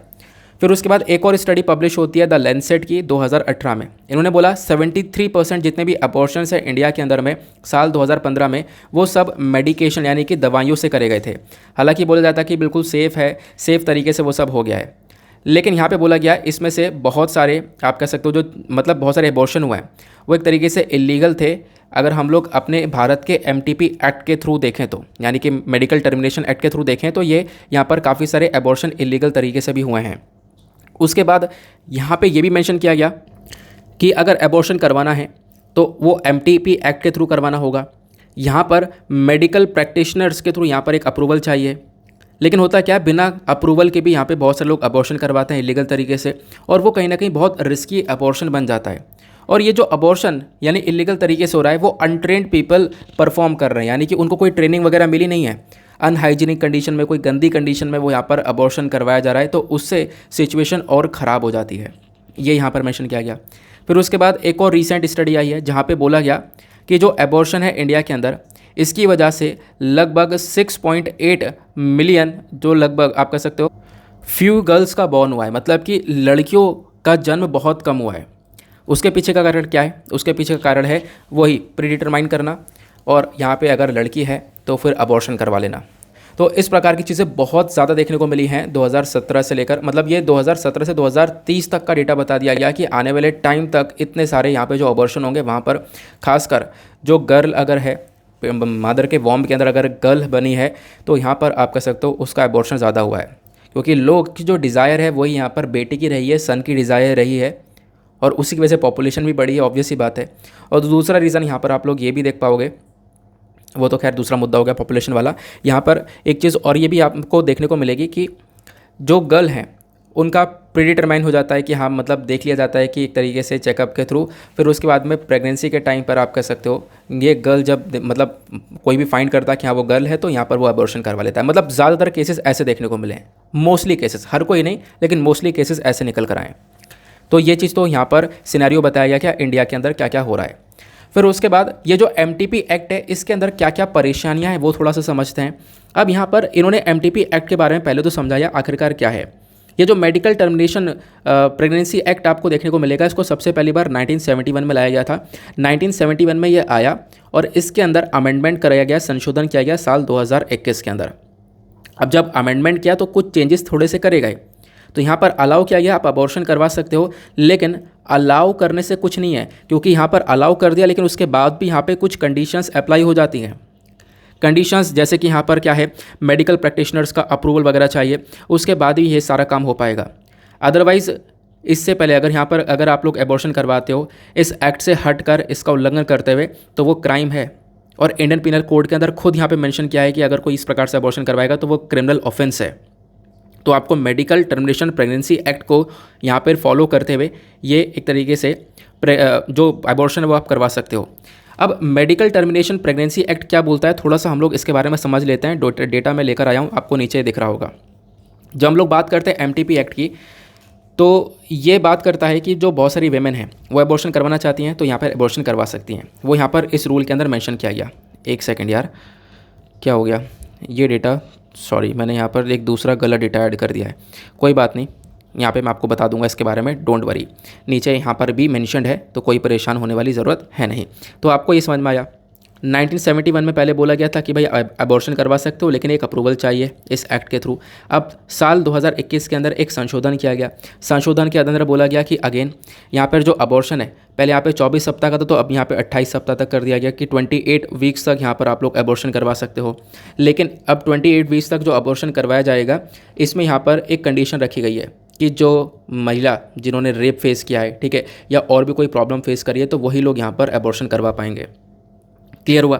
अच्छा, एक क्वेश्चन और आप लोगों से यहाँ पे बनता है। क्वेश्चन यह है कि मान लो यहाँ पर एक महिला के पेट में यहाँ पर बच्चा जन्म ले रहा है, लेकिन वो बच्चा वॉम्ब के अंदर डिसेबल है, तो डिसेबल बच्चे के लिए यहाँ पर एबॉर्शन का कितना टाइम पीरियड आपको बताना है कि मतलब कब तक एबॉर्शन करवाया जा सकता है डिसेबल के बच्चे की कैटेगरी के अंदर, तो आप लोग नीचे कमेंट सेक्शन में वो बता सकते हो। क्लियर हुआ? तो यहाँ पर मेंशन किया गया इस एक्ट के बारे में। फिर उसके बाद में ऑथर बोलती हैं कि भाई इतना कुछ होने के बावजूद भी यहाँ पे अब वीमेन के पास में अपनी चॉइस नहीं है। अगर वीमेन चाहे इसको अबॉर्ट करवाना तो उसके बाद भी अपनी चॉइस नहीं है, क्योंकि उसको सारी चीज़ें परमिशन लेनी पड़ेगी, अप्रूवल लेना पड़ेगा, तो उसमें यहाँ पर काफ़ी सारी प्रॉब्लम्स आ जाती है। तो अभी भी यहाँ पर वेमेन के पास में प्रॉपर चॉइस आपको देखने को मिलेगी नहीं। डॉक्टर का ओपिनियन भी यहाँ पर डिपेंड करता है इस चीज़ के ऊपर, तो ये यहाँ पर ऑथर मेंशन करती हैं। फिर उसके बाद इन्होंने मेंशन किया कि सबसे बड़ी प्रॉब्लम क्या है। चलो हमने ये तो डिस्कस कर लिया। एमटीपी एक्ट तो यहाँ पे प्रेग्नेंट वीमेन को लेकर बात करता है, लेकिन इस एक्ट की जब हम लोग चर्चा करेंगे तो प्रेग्नेंट वीमेन के अलावा जो ट्रांसजेंडर पर्सन्स हैं, ठीक है, तो इनके ऊपर बिल्कुल भी फोकस नहीं करता, इनको यहाँ पर रिकग्नाइज नहीं करता है। तो आप लोग देख पाओगे ये एक प्रॉब्लमेटिक चीज़ है। ये भी यहाँ पर ऑथर ने बोला है कि अगर एमटीपी एक्ट तो इसके अंदर ट्रांसजेंडर पर्सन्स को भी इंक्लूड करना चाहिए। फिर उसके बाद यहाँ पर ये बोलती हैं कि जो ट्रांसजेंडर पर्सन है उनको तो बहुत ही प्रॉब्लम होती है इस अबॉर्शन को फेस करने में। वेमेन और ट्रांसजेंडर पर्सन आप देख पाओगे सबसे मेजर ऑब्स्टिकल यानी क्या क्या परेशानियां होती हैं वो यहाँ पर बताई गई हैं। यहाँ पर 5-6 परेशानियां बताई गई हैं, वो परेशानियां हम लोग डिस्कस करते हैं। सबसे पहली परेशानी इस एमटीपी एक्ट के अंदर यहाँ पे कमी पहली बताई गई है, वो क्या है कि देखो अभी भी यहाँ पर अगर आप लोग सोच रहे हो कि ये जो एबॉर्शन है, एबॉर्शन करवा सकते हैं, बिल्कुल ये एक्ट के अंदर एबॉर्शन करवाया जा सकता है, लेकिन कितने लोगों को पता है? बहुत कम लोगों को। बहुत सारे लोग यहाँ पर अवेयर ही नहीं है कि अबॉर्शन लीगल है। बहुत सारे लोग सोचते हैं यहाँ पर अबॉर्शन करवाना इलीगल है ना, लेकिन उन्हें नहीं पता कि यहाँ पर उनके पास एक एक्ट है, ठीक है। तो आप लोग यहाँ पर देख पाओगे, हालांकि यहाँ पर एक्ट होने के बावजूद भी एक प्रॉपर चॉइस नहीं मिलती है, क्योंकि यहाँ पर जब एक्ट तो इसमें एक अप्रूवल चाहिए होता है मेडिकल प्रोफेशनल्स का, ठीक है। फिर उसके बाद में यहाँ पर एक तरीके से अबॉर्शन करवाया जाता है, पहला पॉइंट। दूसरा यहाँ पर मतलब पहली कमी आपने देख ली, दूसरी कमी मैंने पहली कमी और दूसरी कमी को कंबाइन करके बता दिया। पहली कमी क्या है कि लोगों को पता नहीं कि अबॉर्शन लीगल है, हालांकि हमारे पास एक एक्ट है। दूसरा यहाँ पर एक्ट होने के बावजूद भी यहाँ पे क्या है, प्रॉपर चॉइस फिर भी नहीं मिल पाती है लोगों को, उनको अप्रूवल लेना पड़ता है। तीसरा यहाँ पे प्रॉब्लम देखने को मिलेगा कि जो अनमैरिड और ट्रांसजेंडर पीपल हैं उनको इसके अंदर कवर नहीं किया गया है, ठीक है, उनको भी यहाँ पर कवर करना चाहिए। फिर उसके बाद यहाँ पर चौथा बताया गया कि अभी भी देखो क्या होता है कि जो मान लो कि पोक्सो एक्ट के अंदर यानी कि किसी बच्चे के साथ में सेक्सुअल ऑफेंस हुआ है, तो अगर पोक्सो एक्ट के अंदर क्या बोला गया कि उस बच्चे के लिए एक मैंडेटरी रिपोर्टिंग करनी पड़ेगी, यानी कि एक रिपोर्टिंग यहाँ पे रिक्वायरमेंट है। तो ये एक कंसर्न है, अगर रिपोर्टिंग वगैरह करते हैं तो इससे कहीं ना कहीं उसकी प्राइवेसी के ऊपर इम्पैक्ट पड़ेगा, ये यहाँ पर बोला गया, ठीक है। तो ये यहाँ पर एक प्रॉब्लम है। फिर उसके बाद यहाँ पर 5वीं प्रॉब्लम बताई गई कि अभी भी बहुत ज़्यादा हम लोग देख पाते हैं क्या लोग फोकस करते हैं एबॉर्शन करवाने के लिए परमानेंट बेसिस पर कॉन्ट्रासेप्टिव्स मेथड का इस्तेमाल करते हैं। बहुत सारी कॉन्ट्रासेप्टिव्स पिल्स वगैरह खाई जाती हैं, इंजेक्शंस का यूज़ किया जाता है। तो यहाँ पर इस तरीके से बहुत लंबे समय से ये जब यूज़ करते हैं लॉन्ग टर्म इफेक्ट पड़ता है इसका। तो दूसरी कमी आपको ये देखने को मिल जाएगी, ये भी एक प्रॉब्लम है। ये प्रॉब्लम्स आज के टाइम पर एबॉर्शन के थ्रू फेस करनी पड़ रही हैं। उसके बाद में यहाँ पर और क्या प्रॉब्लम्स आपको देखने को मिलेंगी, इस प्रॉब्लम के अलावा ये भी मेंशन किया गया बहुत सारी जो वेमेन हैं जब यहाँ पर वो अबॉर्शन करवाती हैं उनको जो हेल्थ फैसिलिटीज़ मिलती है तो काफ़ी बार उनको मिसट्रीट किया जाता है, ये आपको देखने को मिल जाएगा। फिर एक लास्ट प्रॉब्लम क्या है, जो प्री डिटर्मिनेशन कर लेना, सेक्स डिटर्मिनेशन करना, यानी कि अगर एक तरीके से वो गर्ल हुई यानी कि वॉम के अंदर वो गर्ल हुई तो उसका यहाँ पे एक तरीके से अबॉर्शन करवा दिया जाता है, और अगर बेटा हुआ तो यहाँ पर एक लड़का हुआ तो बेसिकली यहाँ पर उसको रखा जाता है। तो ये भी एक प्रॉब्लम है। तो प्रेगनेंसी के अंदर क्या क्या प्रॉब्लम्स हैं वो यहाँ पर एज अ एग्जाम्पल मैंने आपको ये 5-6 प्रॉब्लम समझा दी हैं जो कि इस आर्टिकल के अंदर मैंशन है। क्लियर हुआ? तो ये यहाँ पर बोला गया है। तो बेसिकली अगर आप लोग देख पाओगे, ऑथर का कहना यह है कि अगर आप लोग सोच रहे हो कि इंडिया के अंदर एबॉर्शन को लेकर सारे लॉज प्रॉपरली काम कर रहे हैं, तो ऐसा नहीं है, यहाँ पर भी काफ़ी सारी कमियाँ आपको देखने को मिलेंगी। फिर उसके बाद में ऑथर मेंशन करती हैं कि देखो हम लोगों को भी क्या करना है, अपने हेल्थ सिस्टम को इम्प्रूव करना है, एक अच्छी क्वालिटी का एबॉर्शन केयर बनाना है। उसके बाद में यहाँ पर ये काम करना है क्योंकि रिप्रोडक्टिव जो इनजस्टिस है अगर कहीं पर होता है तो वो एक तरीके से बहुत बुरी तरह से लोगों को अफेक्ट करता है। तो यहाँ पर ये इसके प्रति हमें लॉ बनाने की आवश्यकता थोड़ी सी रहने वाली है। क्लियर हुआ? तो आई होप आप लोगों को यहाँ पर पूरी तरह से आर्टिकल क्लियर हो चुका है, क्या क्या इन्फॉर्मेशन यहाँ पर दी गई, एबॉर्शन को लेकर क्या क्या प्रॉब्लम्स इंडिया में फेस करने को मिलती है इन वेमेंस को। उसके बाद में जो अगला एडिटोरियल है वो यहाँ पर बात करता है अनएंडिंग ट्रेजेडी के बारे में। यानी अनएंडिंग ट्रेजेडी बोला गया क्योंकि ये ट्रेजेडी ख़त्म ही नहीं हो रही है।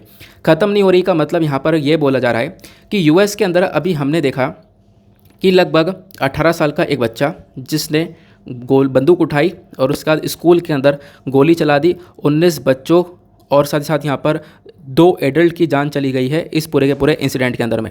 ये जो पूरा इंसिडेंट हुआ है ये स्कूल के अंदर कहाँ पर, टेक्सास के अंदर जो उवाल्डे वाला एरिया है, यहाँ पर आपको ये पूरा का पूरा इंसिडेंट देखने को मिलेगा। यहाँ पर मेंशन किया गया कि ये जो काम हो रहा है ये बहुत लंबे समय से पहले से देखने को मिलेगा। हालांकि जो अभी ये हुआ है, कुछ दिन पहले जो ये इंसिडेंट हुआ है, ये 2018 के बाद सबसे खतरनाक इंसिडेंट था। 2018 में ऐसा इंसिडेंट हुआ था जहाँ पे अगेन स्कूल के अंदर ये गोलियाँ चलाई गई थी। ठीक है, स्कूल जो पार्कलैंड फ्लोरिडा में था उस समय गोलियाँ चलाई गई थी, वहाँ पर लगभग 17 लोगों को मार दिया गया था, बहुत सारे लोग इंजर्ड हो गए थे। तो ये सब क्यों हो रहा है, इसके पीछे कारण क्या है? देखो, इसके पीछे का कारण यह है कि यूएस के अंदर बंदूक खरीदना बहुत आसान है। बहुत आसान कैसे? अगर आप लोग इंडिया के अंदर बंदूक खरीदने आपको मिल जाएगी? नहीं, लाइसेंस मिलते मिलते यहाँ पर बहुत मतलब उम्र गुजर जाती है, बहुत समय लगता है, ऐसे प्रॉपरली ऐसा मिलता नहीं है। लेकिन यूएस के अंदर बहुत ही आसान है। बहुत ज़्यादा पॉपुलेशन यूएस की जो है उनके घर में आपको वेपन्स, ये जो बंदूकें वगैरह वो देखने को मिलती हैं। तो वहाँ पे आराम से आप खरीद सकते हो, और 18+ हो तो भी खरीद सकते हो, 18 के हो चुके हो तो आप खरीद सकते हो। अब यहाँ पे मान लो कोई फ्रस्ट्रेटेड बंदा है, जैसे कि यहाँ पर ये जो व्यक्ति है, इस व्यक्ति का नाम मैं भूल गया, कल मैंने पढ़ा था, फिलहाल आर्टिकल के अंदर उस व्यक्ति का नाम मेंशन नहीं, उस लड़के का नाम मेंशन नहीं जिसने गोलियाँ चलाई हैं। तो वो बताया जा रहा है काफ़ी लंबे समय से फ्रस्ट्रेटेड था। ठीक है, किसी से बोल नहीं रहा था, चुपचाप रह रहा था। तो मतलब उसके बाद जो उसने अपना जो फ्रस्ट्रेशन है वो इस प्रकार से निकाल डाला कि यहाँ पर गोलियाँ चला दी स्कूल के अंदर, और ये गोलियों की वजह से यहाँ पर कितने सारे बच्चों की जान गई है। तो ये क्लियर हुआ। तो यहाँ पर मेंशन किया जा रहा है कि ये सारी चीज़ें क्यों हो रही हैं, क्योंकि यूएस के अंदर एक सेकंड अमेंडमेंट किया गया है। ठीक है, यूएस के अंदर एक सेकंड अमेंडमेंट है जो कि यहाँ पर एश्योर करता है कि जो सिटीजन्स हैं इंडिया यूएस के अंदर में, उनके पास राइट है कि वो यहाँ पर हथियार को अपने पास में रख सकते हैं और हथियार आराम से ले सकते हैं। उसके लिए यहाँ पर जो लाइसेंस वगैरह है बहुत आराम से इनको मिल जाता है। तो ये खुद यहाँ पे यूएस का सेकंड अमेंडमेंट बोलता है। हालांकि प्रेसिडेंट बराक ओबामा ने बहुत कोशिश करी थी इस अमेंडमेंट को चेंज करने की, इसको हटाने की, और यहाँ पे कुछ रोक टोक लगाने की कि भाई इस प्रकार से हम लोग गन के ऊपर थोड़ा कंट्रोल लगाएंगे। लेकिन इनकी यहाँ पर प्रॉपरली यहाँ पे सुनवाई नहीं हो पाई और ये काम ये नहीं कर पाए। इसी प्रकार से जो बाइडन ने भी यहाँ पर आप कह सकते हो जेन्युइनली अपना कंसर्न दिखाया है कि देखो बिल्कुल कुछ ना कुछ करने की ज़रूरत है, इस गन के ऊपर कंट्रोल करने की ज़रूरत है। अब यहाँ पे देख पाओगे अमेरिका एक इतनी बड़ी कंट्री है ना, और इतनी स्ट्रॉन्ग कंट्री, और ये सिचुएशन अमेरिका के अंदर है जो कि कहीं पर भी पूरे दुनिया में किसी देश के अंदर नहीं है कि हाँ इस प्रकार से स्कूल के अंदर कोई भी गोलियाँ चला सकता है। यानी बच्चों को इतना बड़ा खतरा आपको देखने को मिलेगा। तो बेसिकली यहाँ पर बोला गया कि जब तक आप इसके ऊपर कंट्रोल नहीं लगाओगे तब तक मामला सुधरेगा नहीं। तो बात क्या है, मुद्दा यह है कि जो सेकंड अमेंडमेंट है इसको हटाओ। इस अमेंडमेंट को हटाने के बाद में जो ये गन कंट्रोल है इसको लेकर आओ, और लाइसेंस वगैरह के अंदर आपको कुछ चीज़ें इम्प्लीमेंट करनी होंगी जो कि एक तरीके से क्या करेगा, गन के ऊपर जो लाइसेंस वगैरह परचेज़ करने के बारे में चर्चा की जाती है तो उसके ऊपर एक रोक टोक लगाएगा। तो ये बातें यहाँ पे मेंशन की गई। आई होप आप लोग को यहाँ पे काफ़ी अच्छे से क्लियर हो चुका है। उसके बाद आते हैं अगले एडिटोरियल की तरफ। नेक्स्ट एडिटोरियल यहाँ पर बात करता है डाइवर्सिफाइंग प्लेट्स फॉर गर्ल्स, यानी कि एक तरीके से यहाँ पर आप कह सकते हो 2 व्यक्ति हैं, इन्होंने यहाँ पर इस एडिटोरियल को लिखा है, एक तरीके से एडोलेसेंट गर्ल्स को लिखा है। यहाँ पे बोला गया कि देखो बहुत सारी जो गर्ल्स हैं, खासकर एडोलेसेंट गर्ल्स जिनकी उम्र लगभग आप कह सकते हो लगभग 11-12 या फिर मतलब 19 तक जो उम्र आपको देखने को मिलती है, एक यंग गर्ल। ठीक है, तो इनको जैसे जैसे यहाँ पर एक एडोलेसेंट एज के अंदर आती हैं तो इनको बहुत सारी प्रॉब्लम्स फेस करने को मिलती हैं, खासकर न्यूट्रिशन से रिलेटेड प्रॉब्लम्स फेस करने को मिलती हैं। वो प्रॉब्लम्स क्या क्या हैं वो यहाँ पे ऑथर ने मेंशन करी हैं।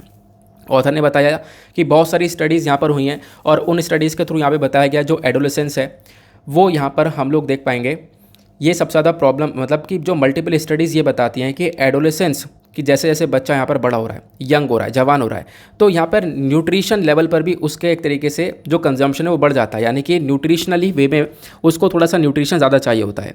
लेकिन चाहे वो आप दोनों कैटेगरी में देखो, एडोलेसेंट बॉय हो चाहे गर्ल हो, मान लो गर्ल है, गर्ल अपनी प्यूबर्टी यानी कि यौन अवस्था में आ रही है, तो गर्ल को यहाँ पर थोड़ी सी ज़्यादा फिजियोलॉजिकल डिमांड हो जाएगी और यहाँ पर रिक्वायरमेंट होता है कि गर्ल को मैक्रो और माइक्रो न्यूट्रिएंट्स थोड़े से ज़्यादा मिलें। जैसे जैसे उम्र बढ़ जाती है, यंग होने लगते हैं, तो यहाँ पर थोड़ा सा न्यूट्रिशन के अंदर रिक्वायरमेंट बढ़ जाती है।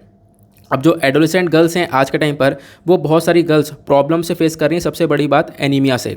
एनीमिया एक ऐसी कंडीशन आपको पता है जहाँ पे ब्लड की कमी देखने को मिलती है, आयरन की कमी देखने को मिलती है, और इंडिया के अंदर हर सेकंड वेमेन या गर्ल आप देख पाओगे एनीमिया से सफ़र कर रही है। हालांकि बॉयज़ के अंदर बहुत कम होता है, लेकिन गर्ल के अंदर एनीमिया थोड़ा ज़्यादा देखने को मिलेगा। तो इसी वजह से एडिटोरियल के अंदर बोला गया जो एडोलेसेंट गर्ल हैं उनके डाइटरी हैबिट्स के ऊपर, उनके डाइट के ऊपर थोड़ा सा ज़्यादा फोकस करके चलना है हम लोगों को। इंश्योर करना है कि उनको एक अप्रोप्रिएट न्यूट्रिशन मिले, ठीक है। एक अप्रोप्रिएट न्यूट्रिशन मिलेगा तभी हम लोग जो कुपोषण है उससे लड़ पाएंगे और उनकी यहाँ पर हेल्थ के ऊपर एक डेवलपमेंट किया जाएगा। तो मेजर फोकस जो करना है वो गर्ल्स के ऊपर करना है, क्योंकि गर्ल्स ही आज के टाइम पर सबसे ज़्यादा प्रॉब्लम्स फेस कर रही हैं। फिर उसके बाद यहाँ पर बोला गया जो नेशनल फैमिली हेल्थ सर्वे, यानी कि इन्होंने कुछ डेटा का यूज़ किया है। नेशनल फैमिली हेल्थ सर्वे 5 और 4 दोनों का डेटा यूज़ किया है। नेशनल फैमिली हेल्थ सर्वे जो 5 है 2019-20 का, वो ये बोलता है कि भाई एडोलेसेंट गर्ल्स के अंदर जो एनीमिया है, यानी जो मैंने आपको बताया एनीमिया, वो 5% से बड़ा है, ठीक है। जब इसको हम लोग कंपेयर करेंगे मतलब और पिछले साल से, तो 5% से बढ़ता हुआ नज़र आया है, ये यहाँ पर बताया गया। उसके बाद में यहाँ पर पेंडेमिक के टाइम पे हम लोगों ने देखा कि जो फूड है उसके अंदर मतलब फूड कंजम्पशन के अंदर एक और बहुत बड़ा चेंज आया।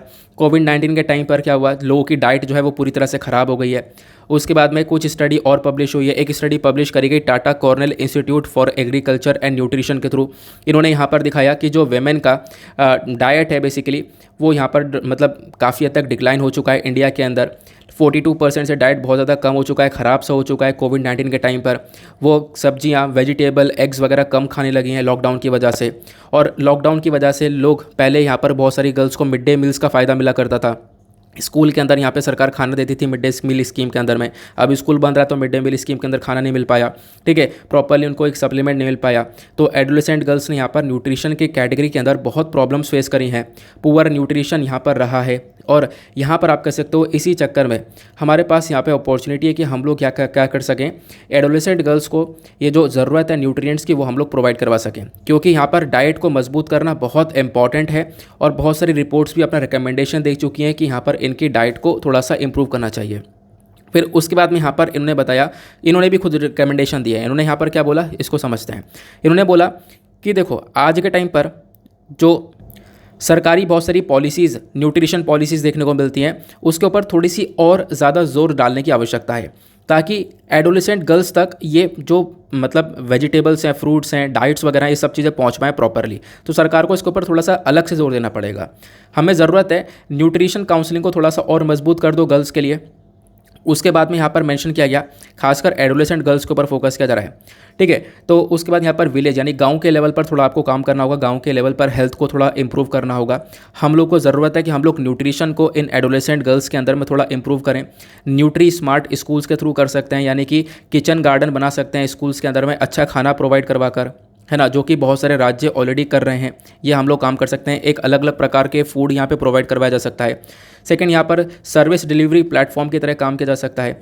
हम लोग को ज़रूरत है भाई स्कूल से थोड़ा हटकर सोचें और यहाँ पर अलग अलग खाना प्रोवाइड करवाया जाए घर के अंदर। यहाँ पर इन एडोलेसेंट गर्ल्स को ये फूड मिल जाए। ये जो गर्ल्स हैं इनको ज़रूरत है इस फूड की एक अप्रोप्रिएट डाइट की, तो हम लोग यहाँ पर ये काम कर सकते हैं। उसके बाद बताया गया फूड को डाइवर्स करना, यानी कि अलग अलग प्रकार का जो फूड है यही एक रिक्वायरमेंट है, यही यहाँ पर एक अच्छी डाइट मानी जाएगी। तो यहाँ पर आप लोग देख पाओगे कि देखो सबसे इम्पॉर्टेंट बात क्या है कि हमारे पास है अपॉर्चुनिटी और हम लोग ये काम कर सकते हैं और इसे बिल्कुल भी खोना नहीं चाहिए और इस न्यूट्रिशनल और हेल्थ आउटकम को इम्प्रूव करना चाहिए। और सबसे ज़्यादा फोकस करना है माइक्रो न्यूट्रिएंट्स के ऊपर। जब भी आप लोग खाना प्रोवाइड करवाओगे सबसे ज़्यादा कमी लोगों के अंदर माइक्रो न्यूट्रिएंट्स की देखने को मिलती है। माइक्रो न्यूट्रिएंट्स क्या होते हैं ये आपको पता है, यानी कि जो हमारे मल्टीविटामिन, मिनरल्स, ये सारी चीज़ें हो गई। तो यहाँ पे ऑथर बोलते हैं कि हम लोग को ज़रूरत है अपनी पॉलिसी को मजबूत करना। और पॉलिसी को मजबूत करो खासकर किस चीज़ में, जो यहाँ पे माइक्रो न्यूट्रिएंट्स हैं, आयरन हो गया, फॉलिक एसिड हो गया, उसके बाद में यहाँ पर विटामिन B12 हो गया, विटामिन डी हो गया, जिंक हो गया। विटामिन डी के बारे में कल भी मैंने आपके साथ में चर्चा की थी कि बहुत से लोगों के अंदर कमियां होती हैं। तो इन चीज़ों को इंप्रूव करना है, खासकर इसको हम लोग बोलते हैं हिडन हंगर। आपको पता होगा हिडन हंगर के बारे में मैंने अभी 2 दिन पहले आपके साथ चर्चा करी है कि बेसिकली ये जो माइक्रो न्यूट्रिएंट्स नहीं मिल पाते हैं बॉडी को, तो ये एक हिडन हंगर कहलाता है। फिर उसके बाद मेंशन किया गया कि जो पोषण अभियान है और आज के टाइम पर जो मिशन पोषण 2.0 देखने को मिलता है, इसको थोड़ा सा और ज़्यादा आपको इसके ऊपर काम करना होगा, इसके ऊपर फोकस करना होगा। इसके अंदर आप कह सकते हो फोकस करना होगा कि जो वेमेन, गर्ल्स, चिल्ड्रन है ये एनीमिया से सफ़र कर रही हैं, तो उनके लिए यहाँ पर क्या क्या करना है। तो ये काम करो, एक मजबूत प्लान लेकर आओ और उसके बाद में यहाँ पर आप ये काम कर सकते हो। प्लस यहाँ पर एडवर्टीजमेंट वगैरह जारी करो कि भाई बहुत सारे अनहेल्दी खाना मिल रहा है, बहुत सारी ड्रिंक्स मिल रही हैं अनहेल्दी सा है, उसका एडवर्टीजमेंट करो, उसके ऊपर रोक लगाने की कोशिश करो, ठीक है। तो ये सारी बातें यहाँ पर ऑथर ने लिख दी हैं। आई होप आपको ये भी क्लियर हो चुका है। नेक्स्ट एडिटोरियल पर नाउ जो अगला एडिटोरियल है ये बात करता है मंकी पॉक्स वायरस के बारे में। जैसे मैंने आपसे बताया कि मंकी पॉक्स वायरस को लेकर एक आर्टिकल आया है, यहीं पर हम लोग डिस्कशन करेंगे। तो मंकी पॉक्स वायरस को लेकर कुछ चर्चा करेंगे, लेकिन उससे आज मेंस का क्वेश्चन देने में काफ़ी लेट हो चुका है तो फटाफट मेंस का क्वेश्चन देख लेते हैं। तो मैं भूल गया था क्योंकि मतलब कि प्रॉब्लम्स आ रही थी वीडियो रिकॉर्डिंग में। तो आप देख पाओगे मुझे कभी कभी यार दूसरे रिकॉर्डर से रिकॉर्ड करना पड़ता है। अब दूसरे रिकॉर्डर से रिकॉर्ड कर दो तो यहाँ पर एक गैप क्रिएट होता हुआ आता है। यहाँ पे आपको गैप दिख रहा होगा, लेकिन कोई बात नहीं, कभी कभी रिकॉर्डिंग में प्रॉब्लम आती है, उससे कोई भी इशू नहीं हो रहा है। यहाँ पे कंटेंट तो आपको सब कुछ सही से दिख रहा है ना, सब कुछ मिल रहा है ना। चलो यहाँ पे बात करते हैं आज के मेंस क्वेश्चन की। क्वेश्चन यह है कि आंगनवाड़ी क्या है, और आपको आइडेंटिफाई करना यानी पता लगाना है कि आंगनवाड़ी सिस्टम के अंदर जो इंडिया के अंदर परफॉर्म किया जाता है, इसके अंदर क्या क्या प्रॉब्लम्स आपको देखने को मिलेंगी और उन प्रॉब्लम्स का सोल्यूशन देना है। तो मतलब एक अच्छा क्वेश्चन है। 250 शब्दों में इसका आंसर लिखना, और आंसर लिखने के बाद में टेलीग्राम पर जाना, सर्च बॉक्स में टाइप करना दीपक यादव एजुकेशन। जैसे ही टाइप करोगे आपको एक मेंस आंसर राइटिंग वाला ग्रुप मिलेगा, उसको ज्वाइन करना, और वहाँ पर आप लोगों को एक क्वेश्चन का मतलब लिखा हुआ मिल जाएगा, उसके नीचे कमेंट लिखा हुआ होगा, उस पर टैप करना और वहाँ पे आप लोग अपने आंसर की फ़ोटो क्लिक करके सेंड कर सकते हो। ओके, चलो आगे आते हैं। अब यहाँ पर ये वाला जो हमारा एडिटोरियल है मंकी पॉक्स को लेकर, इसमें क्या क्या इन्फॉर्मेशन है चलो हम लोग डिस्कस करते हैं। सबसे पहली बात, मंकी पॉक्स के बारे में जान लो। जीएस पेपर 2 और 3 दोनों के पॉइंट ऑफ व्यू से इंपॉर्टेंट है। ये बेसिकली एक वायरल जूनोटिक डिजीज़ है। जूनोटिक डिजीज़ मतलब है ये एनिमल यानी जानवरों से इंसानों के अंदर फैलता है। प्लस यहाँ पे जैसे दाने दाने से हो जाता है ना शरीर पर, पॉक्स लाइक डिजीज़ ये बोली जाती है। इसका नाम मंकी पॉक्स रखा गया है। ये बेसिकली यहाँ पर नाइजीरिया के अंदर सबसे तेज़ी से फैला था। ये मंकी पॉक्स वायरस की वजह से होता है, इसी वजह से मंकी पॉक्स नाम रखा गया। मंकी पॉक्स वायरस जो कि ऑर्थोपॉक्सो वायरस जीनस से बिलोंग करता है, जो बेसिकली पॉक्स वेरिडे फैमिली से है। ठीक है, तो इस फैमिली से बिलोंग करने वाला ये मंकी पॉक्स वायरस है। प्लस इस वायरस का नेचुरल होस्ट यानी कहाँ से फैला है, कौन से जानवर से निकल कर आया, अभी भी कुछ नहीं पता। लेकिन बोला जाता है मंकी पॉक्स वायरस मंकी के अंदर भी पाया जाता है, एप्स के अंदर भी, प्लस चूहों के अंदर, स्क्वायरल्स के अंदर, और यहाँ पे रैबिट्स के अंदर भी देखने को मिलता है। तो ये कुछ जानवरों के अंदर ये देखने को मिलेगा, तो ये फैला सकते हैं इसको। अब सबसे पहली बार आउटब्रेक कब हुआ था, उसी के बारे में यहाँ पर एडिटोरियल में चर्चा की गई है, आउटब्रेक और ओरिजिन के बारे में। तो सबसे पहली बार मंकी पॉक्स वायरस को रिपोर्ट किया गया था 1958 में डेमोक्रेटिक रिपब्लिक ऑफ कॉन्गो यानी DRC के अंदर, जो अफ्रीकन कॉन्टिनेंट के अंदर यानी अफ्रीकन कंट्री है। यहाँ पे सबसे पहली बार यहाँ पे मंकी के अंदर इसको रिपोर्ट किया गया था। और फिर उसके बाद में यहाँ पर मतलब इसी देश में पहले तो 1958 में मंकी के अंदर रिपोर्ट किया गया वायरस, फिर 1970 में देखने को मिला कि भाई इंसान के अंदर भी वायरस फैल चुका है। फिर 2017 में नाइजीरिया एक ऐसा देश बना जहाँ पर मंकी पॉक्स वायरस बहुत तेज़ी से फैला, खतरनाक तरीके से आउटब्रेक हुआ और बहुत सारे केसेस निकल कर आए। फिर उसके बाद में जो डिजीज़ है काफ़ी चर्चा में आ चुकी है, बहुत सारे वेस्टर्न और सेंट्रल एशियन कंट्रीज़ में, आपको अफ्रीकन कंट्रीज़ में देखने को मिल जाएगी। अभी UK, स्पेन, पोर्चुगल, बेल्जियम, इन सभी कंट्रीज़ के अंदर मंकी पॉक्स वायरस के केस लगभग 220 के आसपास केस कंफर्म कर दिए गए हैं। ठीक है, जिसको लेकर चिंता व्यक्त की जा रही है। WHO ने भी बोल दिया भाई मंकी पॉक्स वायरस को लेकर कुछ ना कुछ करना पड़ेगा। फिर उसके बाद में यहाँ पर बोला गया कि देखो जो भी इन्फेक्टेड पीपल होता है उसके बॉडी पे रैशेस होने लगते हैं, जैसा चिकन पॉक्स के अंदर हो जाता है, स्मॉल पॉक्स में हो जाता है, वैसे यहाँ पर मंकी पॉक्स के अंदर भी बॉडी के ऊपर दाने से पड़ने लगते हैं। यहाँ पे सिम्टम्स क्या है इसके, तो बुखार आ जाना, सर में दर्द होना, ठीक है, ये कुछ यहाँ पे सिम्टम्स देखने को मिल जाते हैं। उसके बाद में यहाँ पर बोला गया जो मंकी पॉक्स वायरस है, यहाँ पे आप देख पाओगे कुछ चेंजेस देखने को मिलेंगे। वो यह है कि गले में यहाँ पर एक सूजन सी देखने को मिल जाती है, जो लिम्फ ग्लैंड है वो यहाँ पर सूजने लगती है, वो बड़ी होने लगती है। फिर उसके बाद बताया गया सिचुएशन यहाँ पे थोड़ी ख़राब भी हो सकती है, अगर मंकी पॉक्स वायरस को टाइम पर ट्रीट नहीं किया गया तो यहाँ पर डेथ भी हो सकती है। फैटेलिटी रेट क्या है, तो यहाँ पर 10 में से एक व्यक्ति की जान चली जाती है अगर 10 के 10 इन्फेक्ट हो जाए तो। अब बाकी यहाँ पर इसका ट्रीटमेंट और वैक्सीन को लेकर अगर हम लोग चर्चा करें तो ट्रीटमेंट के बारे में चर्चा की जा रही है। देखो जो मंकी पॉक्स वायरस है बिल्कुल स्मॉल पॉक्स की तरह है, तो स्मॉल पॉक्स वाली वैक्सीन, स्मॉल पॉक्स तो वैसे हमने दुनिया से ख़त्म कर दिया था 1980 में, ठीक है, तो 1980 में स्मॉल पॉक्स बीमारी ख़त्म हो चुकी थी दुनिया से, इसको इरेडिकेट कर दिया गया था। लेकिन इरेडिकेट डिक्लेयर कर दिया गया था कि ये ख़त्म हो चुकी है। यहाँ पे बोला गया मंकी पॉक्स वायरस बिल्कुल सिमिलर लगता है, बिल्कुल सेम लगता है किससे, इससे मंकी पॉक्स वायरस बिल्कुल एक जैसा लगता है किससे, स्मॉल पॉक्स वायरस से, है ना। तो यहाँ पर बोला जा रहा है जब स्मॉल पॉक्स वायरस के जैसे ही यहाँ पर ये मंकी पॉक्स वायरस लग रहा है, तो स्मॉल पॉक्स के टाइम पर जब स्मॉल पॉक्स फैला था तो उसकी वैक्सीन हम लोगों ने डेवलप करी थी, तो वो वैक्सीन हम लोग यूज़ कर सकते हैं। तो उसका नाम है वैक्सीनिया। वैक्सीन का हम लोग इस्तेमाल कर रहे हैं, हम लोगों ने इस्तेमाल किया था स्मॉल पॉक्स को ख़त्म करने के लिए, तो वही वैक्सीन का इस्तेमाल किया जा सकता है मंकी पॉक्स को रोकने के लिए, ठीक है।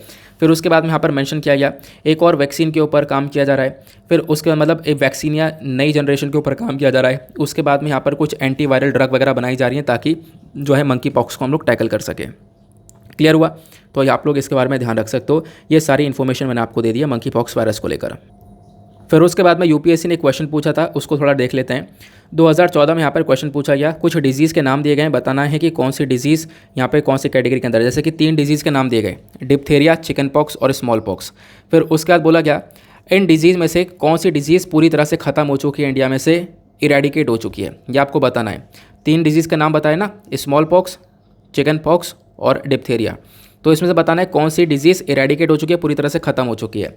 ऑप्शन ए बोलता है 1 and 2 only, option B 3 only, option C 1, 2 and 3 और ऑप्शन डी नन। तो अभी हमने पढ़ा है कि जो स्मॉल पॉक्स है वो पूरी तरह से इरेडिकेट कर दिया गया है, 1980 में ही इसको ख़त्म कर दिया गया था, इरेडिकेट डिक्लेयर कर दिया गया था। तो यहाँ पे जो करेक्ट आंसर है वो 3 हो जाएगा। तो इस प्रकार से क्वेश्चन बन जाते हैं, तो इसके बारे में ध्यान रखना। क्लियर हुआ? तो ये आर्टिकल भी हमारा क्लियर हो चुका है। बाकी पूरा का पूरा एनालिसिस हम लोगों ने समाप्त कर लिया है। एक आर्टिकल ये भी था, इसमें यूएस ताइवान और इंडिया ताइवान के रिलेशन में आपके साथ में डिस्कस करता, लेकिन ऑलरेडी वीडियो काफ़ी बड़ा हो चुका है, 1 घंटे 5 मिनट का हो चुका है। तो डोंट वरी, यहाँ पर अभी क्या है, आज हमारा थर्सडे हो गया, कल फ्राइडे, कल ऑलरेडी एडिटोरियल थोड़े से कम आते हैं और सैटरडे में बहुत ही कम आते हैं। तो हमारे पास 2 दिन बचेंगे, आराम से इसका डिस्कशन कर लेंगे, तो परेशान होने की ज़रूरत नहीं है। यहाँ पे वही पॉइंट्स है जो कि हम ऑलरेडी डिस्कस कर चुके हैं इंडिया ताइवान के रिलेशंस को लेकर। क्लियर हुआ? तो ये सारे एडिटोरियल हम लोगों ने समाप्त कर लिए, पूरा कंप्लीट न्यूज़पेपर एनालिसिस आपको मिल चुका है।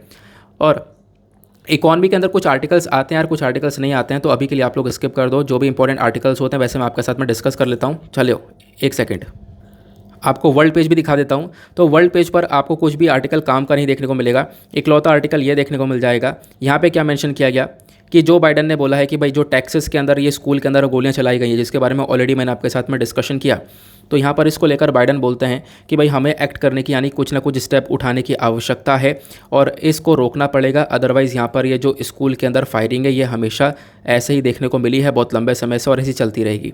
क्लियर हुआ? तो ये सारी इन्फॉर्मेशन हम लोगों ने समझ ली है। अब फटाफट हम लोग अपने जो प्रीलिम्स का क्वेश्चन है उसका आंसर भी देख लेते हैं और फिर उसके बाद हम लोग अपने लेक्चर को समाप्त करते हैं।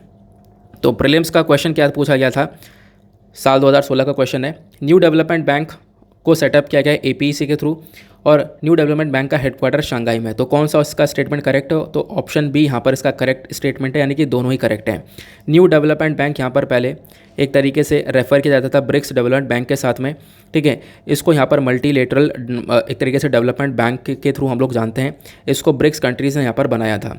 तो इसका आंसर बी यहाँ पे करेक्ट है। सॉरी, आंसर बी मतलब दोनों नहीं, आंसर बी मतलब सेकंड ओनली, क्योंकि APEC ने नहीं बनाया है। न्यू डेवलपमेंट बैंक का जो हेडक्वार्टर आपको शंघाई में देखने को मिलेगा, लेकिन न्यू डेवलपमेंट बैंक को किसने बनाया है? यहाँ पे ब्रिक्स स्टेट ने इसको एस्टेब्लिश किया था, ठीक है। तो यहाँ पर ध्यान रखना। क्लियर हुआ?